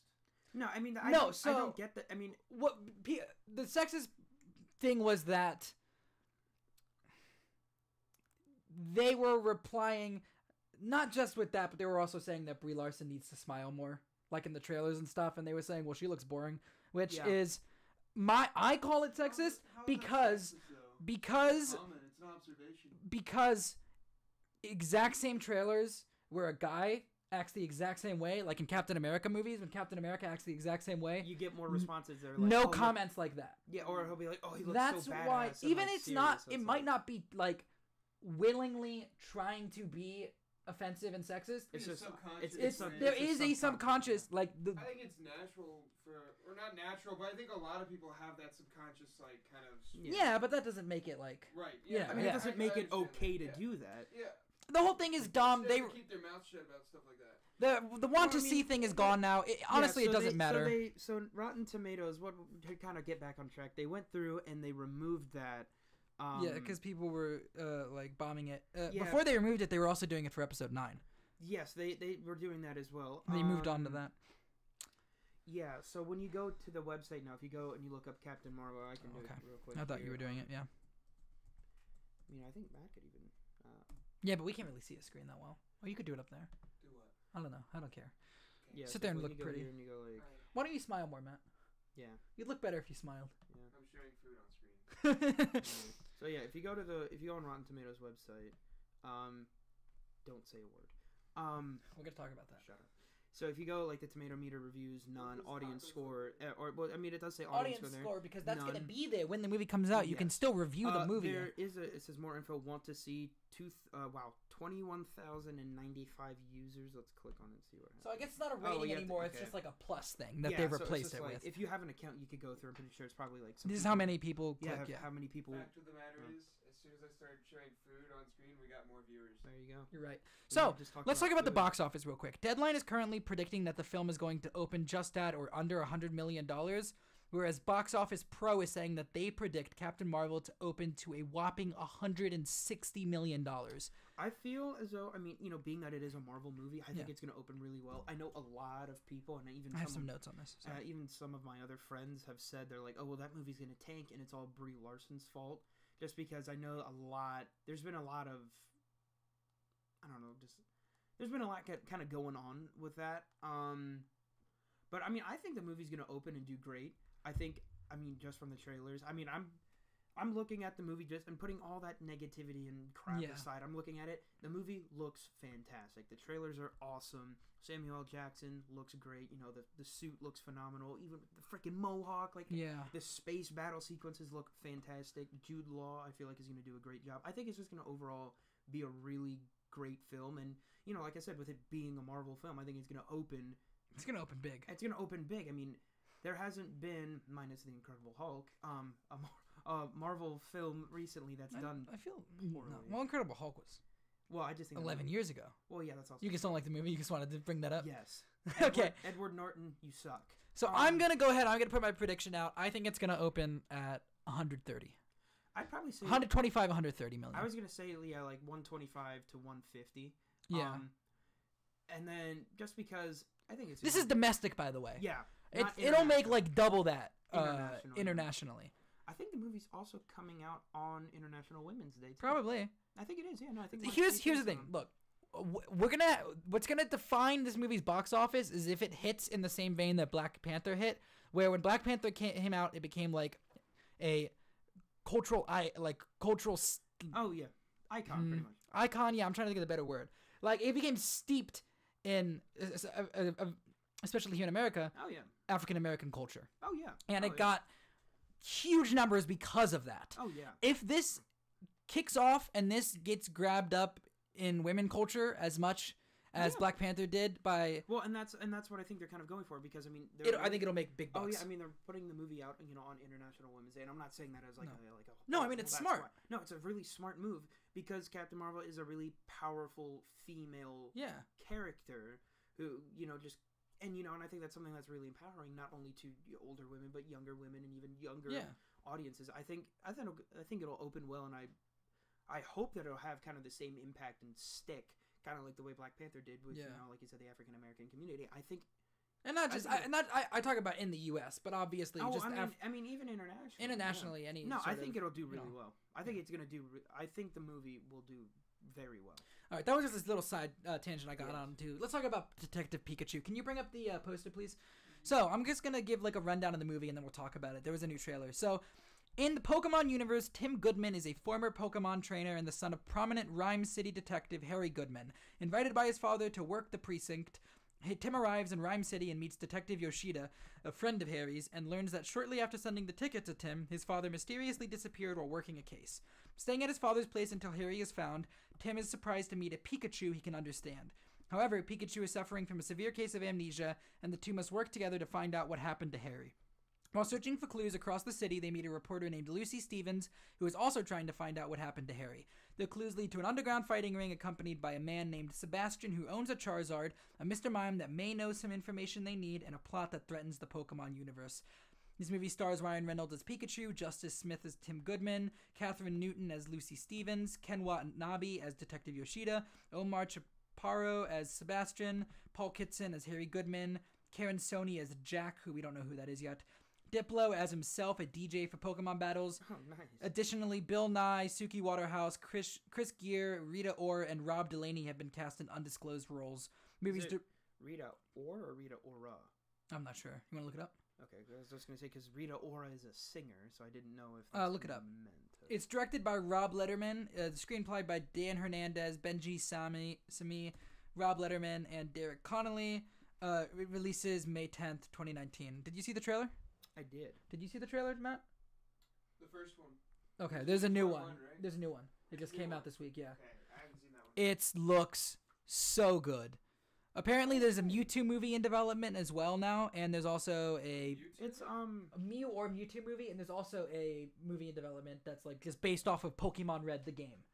That's pretty cool. Sorry, but yeah, what were you gonna say? I was just gonna say, Did you get a name? It's Rita Ora, the singer. Ora, okay. I don't know. What do you think of the trailer? It looks pretty cool. I mean, I was a little skeptical of the movie at first, I'll be honest. I was too. Cameron says he would watch it for Ryan Reynolds. I saw that. That's the only reason why I'm interested. That was originally what it was. I'm in it now. So it's actually, got me. The funny thing about this picture here, somebody went through and they zoomed in and they spotted, I think, 10 different Pokemon within this. And so you can already see the Pikachu in the window. Charizard up in the top left? Yes, it is Charizard. Mewtwo is actually in that same side over there. In the trailer, Mewtwo shows up. Yes. So I guess he's the bad guy. Apom is on top of the sign there. There's 2 Apoms. There's a Clefairy down there, right? Or is it a Jigglypuff? That's Jigglypuff down there. There's Bulbasaur. Who's that all the way to the right there? I forget what those are. The bottom right. What's that? That looks like almost like a Magikarp. Oh no, it's a gold or not a gold duck. Psyduck. Yeah, Psyduck. Okay. This is gonna be a little hard to see, but if you look on the building across where it's like the 8-ball pool sign, do you see the little figure standing right there, all the way on the back corner? Back right or? Squirtle. It's Squirtle. Oh my god. Because if you zoom it in, you look at it, that's Squirtle. And there's also there's a Pokemon hanging off the 8-ball sign. I'm not sure exactly who it is, but... Oh, I see him. Somebody went through and they zoomed in and they looked and they spotted every single Pokemon that you could find just within that image alone. And it was actually pretty cool. I think the movie looks great. I think they could kickstart a Pokemon universe. That could be awesome. Yeah, that'd be cool. If they're adapting a Mewtwo movie, if they're doing a game just based off of Pokemon Red... Oh, yeah. Like... I almost think you need to do multiple movies if you're going to do one based off the game. Oh, definitely. Because the games take long. I do like how they're not sticking to one specific gen of Pokemon. You have multiple. I mean, there are a lot from Gen 1 here. Just Charizard. Well, because nostalgia. They're trying to get the older audience that is definitely. out of... But and then you also have like Apom. And you have some other ones in there from different universes, or not generations. So I think this is pretty cool. I'm super excited. Oh yeah. All right. Is that all you got for that? Yeah. Okay, can you bring up the Dark Phoenix poster? We're going to talk about this. So let me get through my things and then we'll yell about it.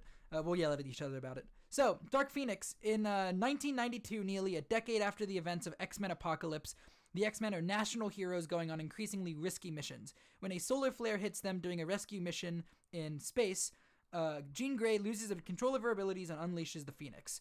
It stars Sophie Turner as Jean Grey or the Phoenix, James McAvoy as Charles Xavier or Professor X, Michael Fassbender as Eric Lehnsherr, Magneto, Jennifer Lawrence as Raven Darkholme / Mystique, Nicholas Hoult as Hank McCoy / Beast, Ty Sheridan as Scott Summers / Cyclops, Alexandra Shipp as Aurora or Storm, Cody Smith McPhee as Kurt Wagner or Nightcrawler, Evan Peters returning as Peter Maximoff / Quicksilver / the best part of these movies, and Jessica Chastain is playing an alien shapeshifter with a mysterious connection to Xavier who manipulates the Phoenix, written and directed by Simon Kinberg.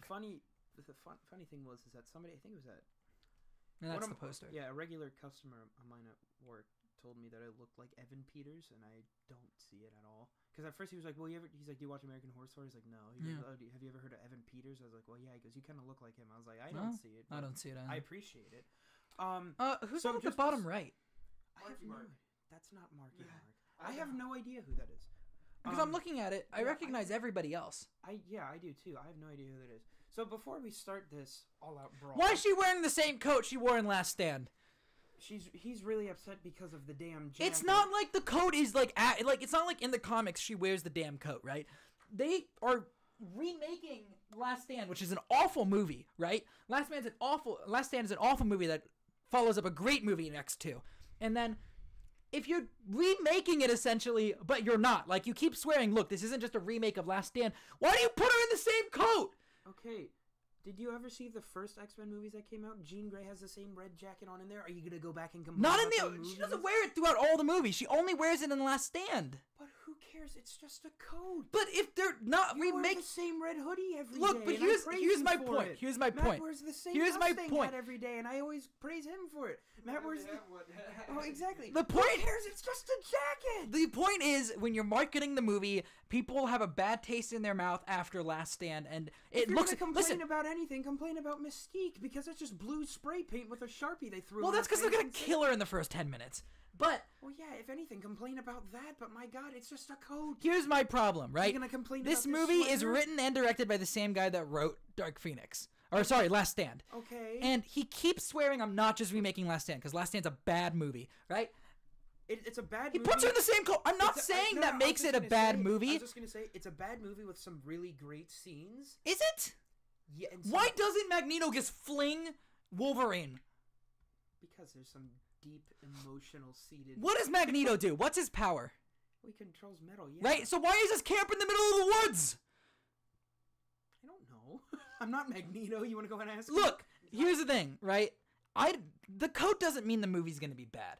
Well, I don't know. But I don't understand why you put her in the same coat when you're trying really hard to not make it look like it's the same movie.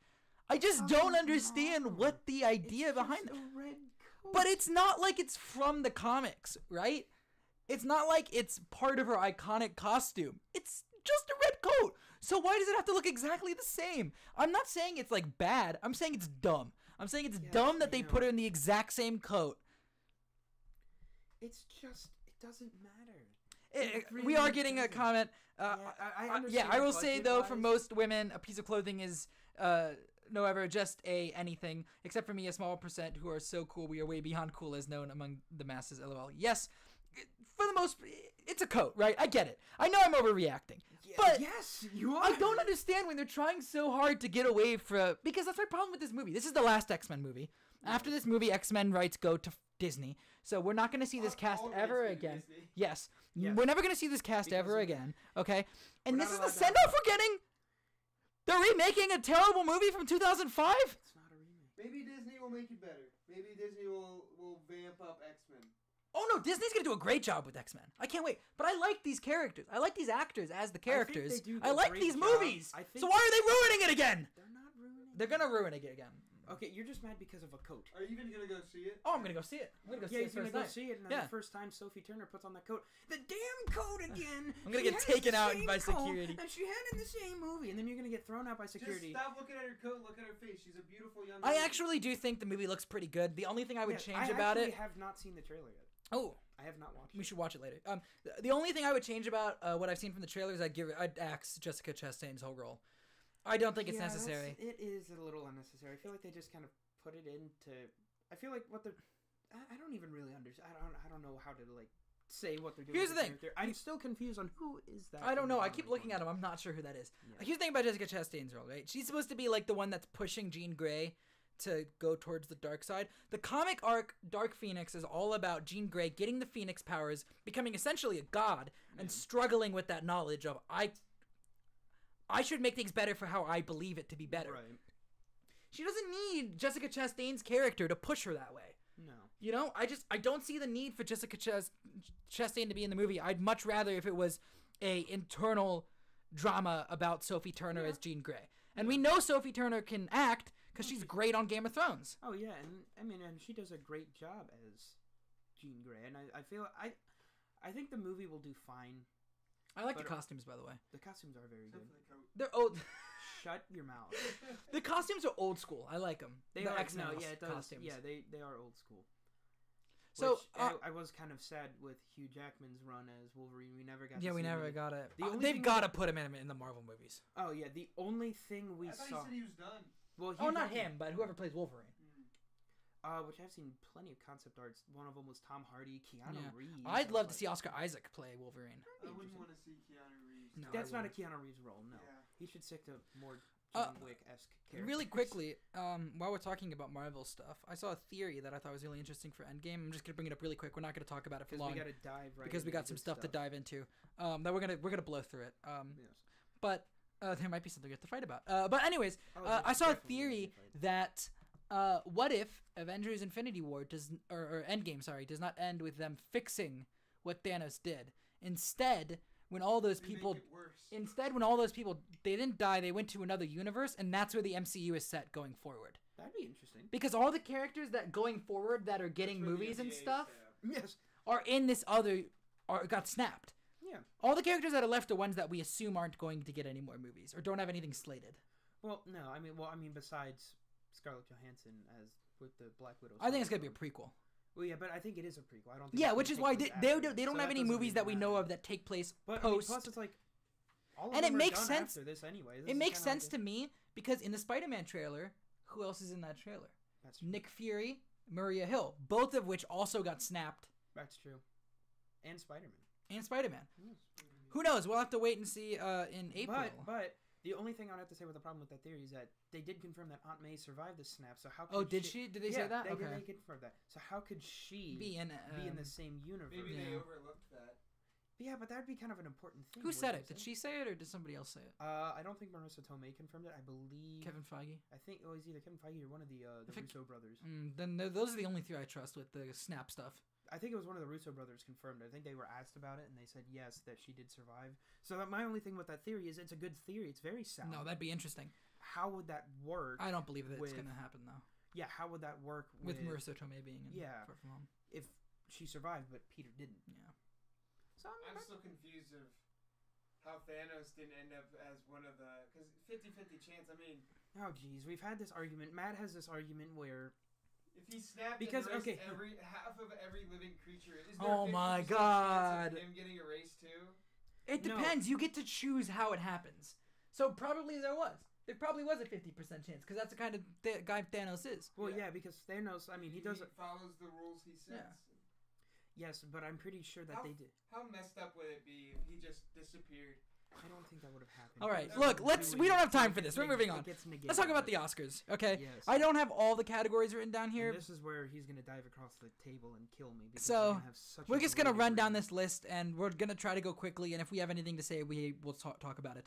Best Animated Short, Bayo, deserves it. Did you see that short? It was in front of... I forget what movie it was in front of. It was in front of something.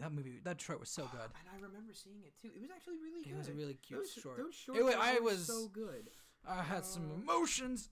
Best makeup and hair went to Vice, which, for Christian Bale, Best costume design went to Black Panther.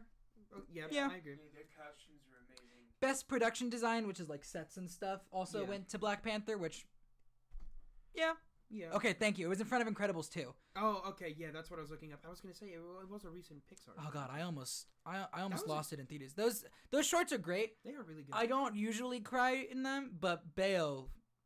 I mean, it's a little. How many times have you cried in the theater? Almost every time. Really? During The Last Jedi? I cried when My eyes Luke were died. closed because I was tired and it was boring. This is our time, okay? You had your. I'm gonna put you back in the hallway if you don't shut up. You had your 15 minutes of fame. Well, he went for a while. Best sound editing, Bohemian Rhapsody. I get it. Whatever. I think A Star Is Born should have. Or no, sound editing should have gone to A Quiet Place. But sound mixing. There was no sound. Exactly. But that's the point.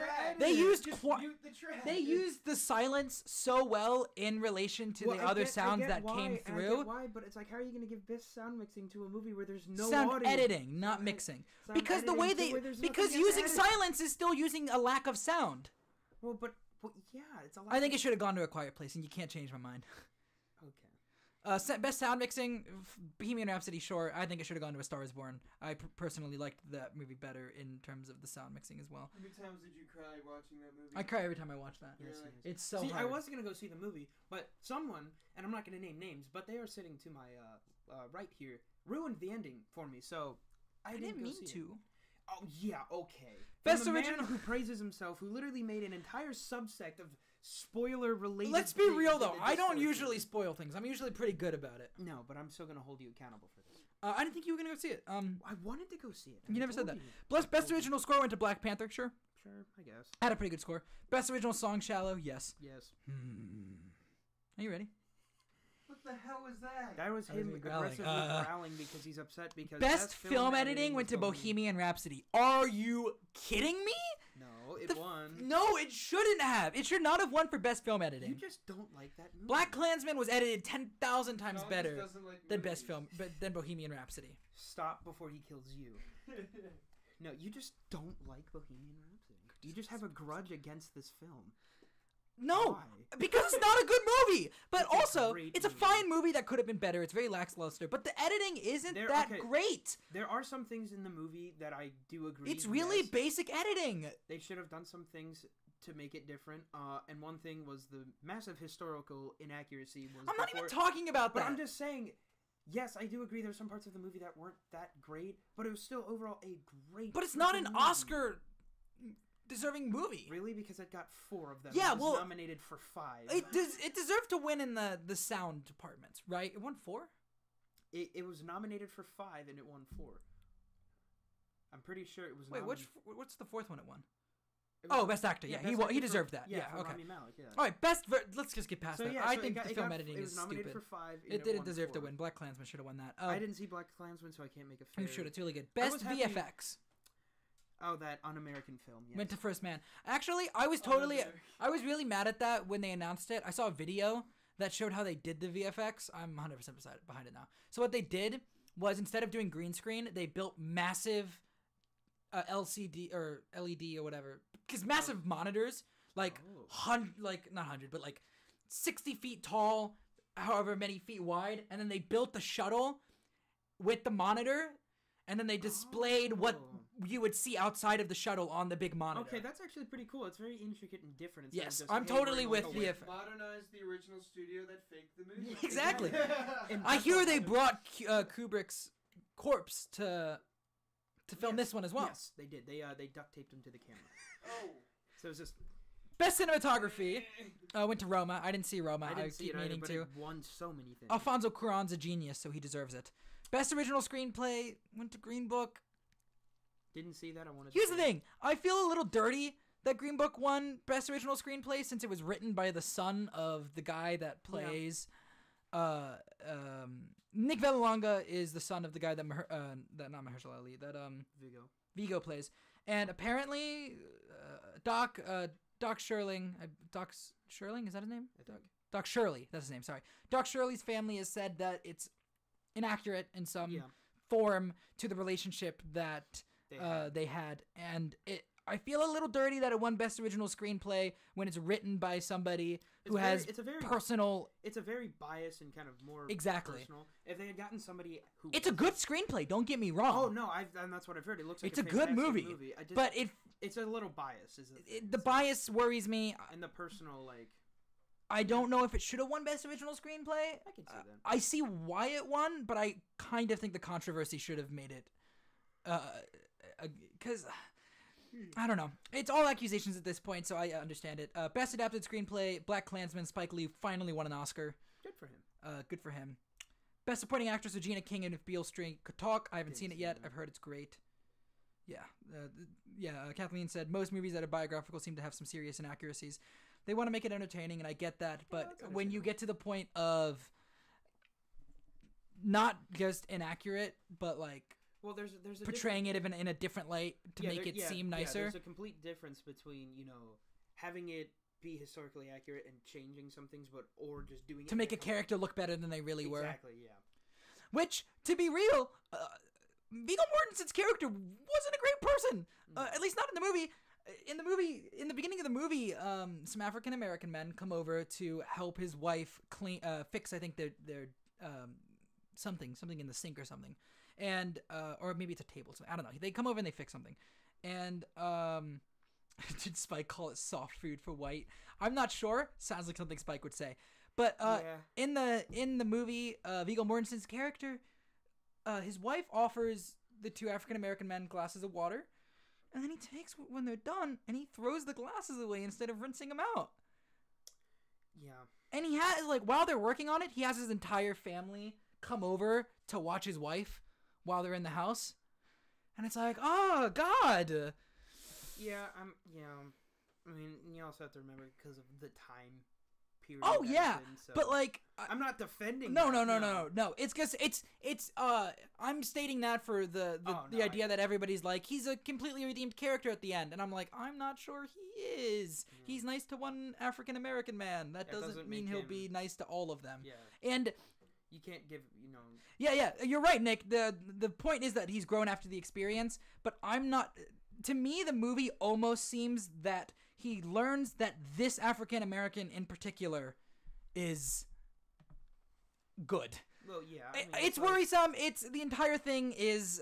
I mean, and yeah. It's got some implications that worry me, but yes. I mean, the movie's great. Viggo Mortensen's great in the movie. Mahershala Ali's fantastic in the movie.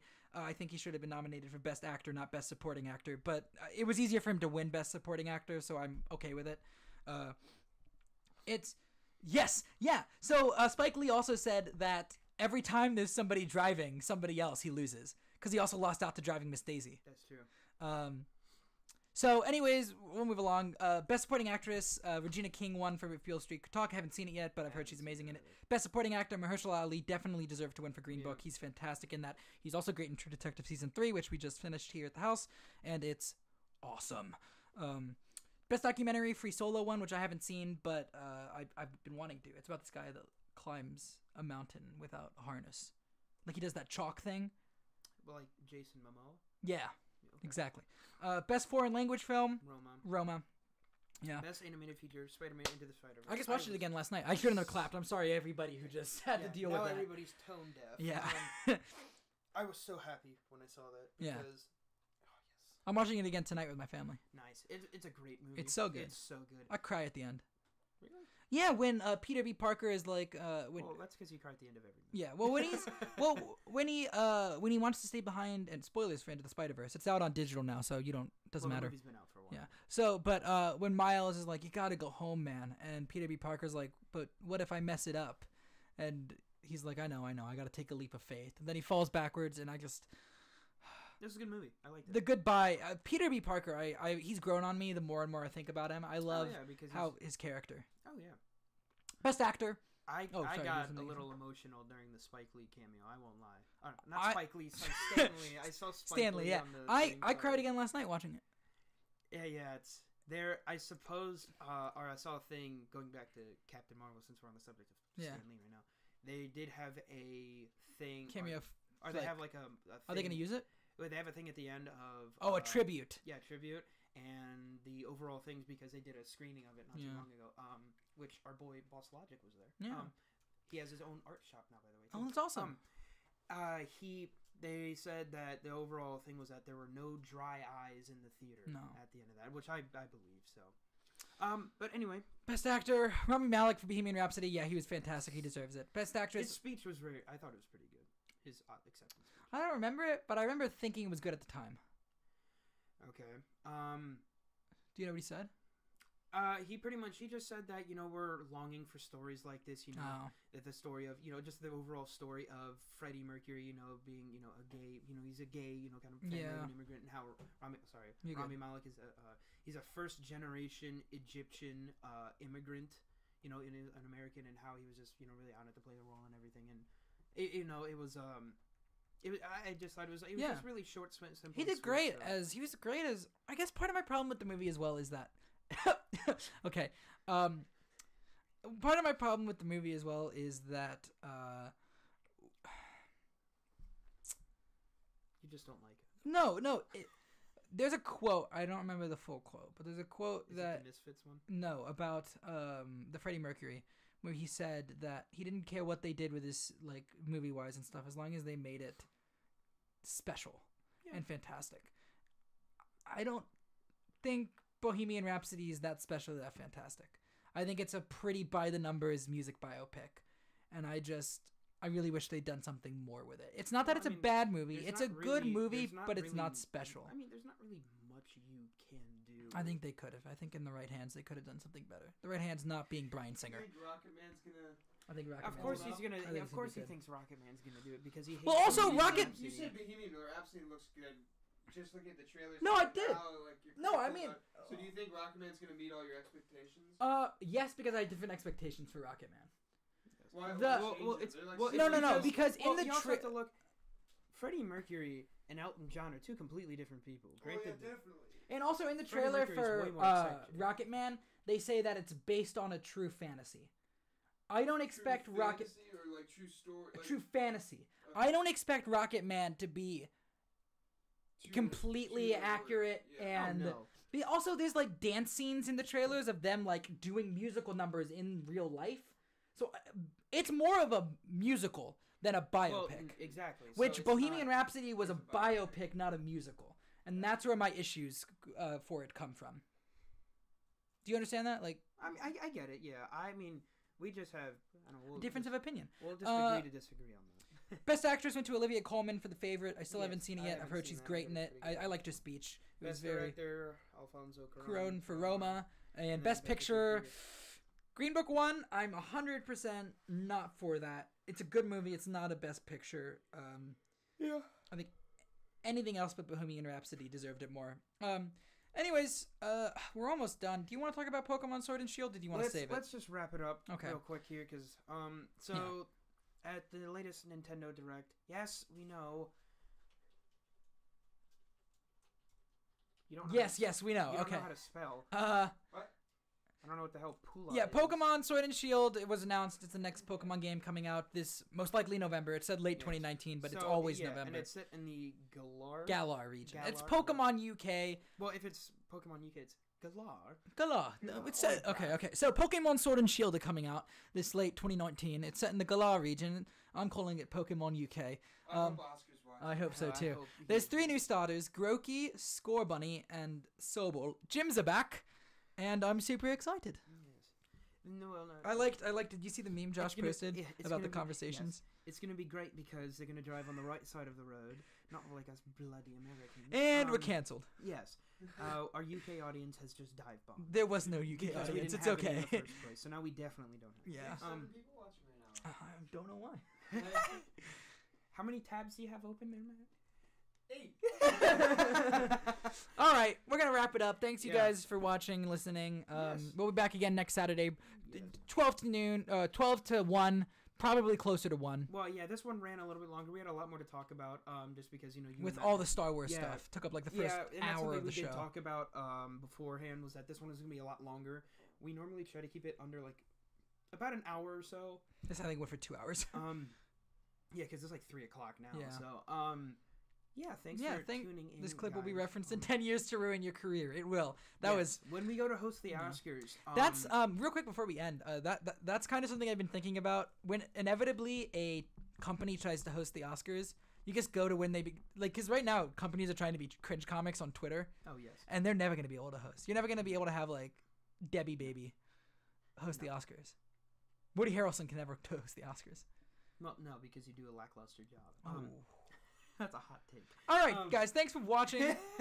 We'll be back at it again next week. Same bat time, same bat channel. And see you guys next time. Thanks for watching.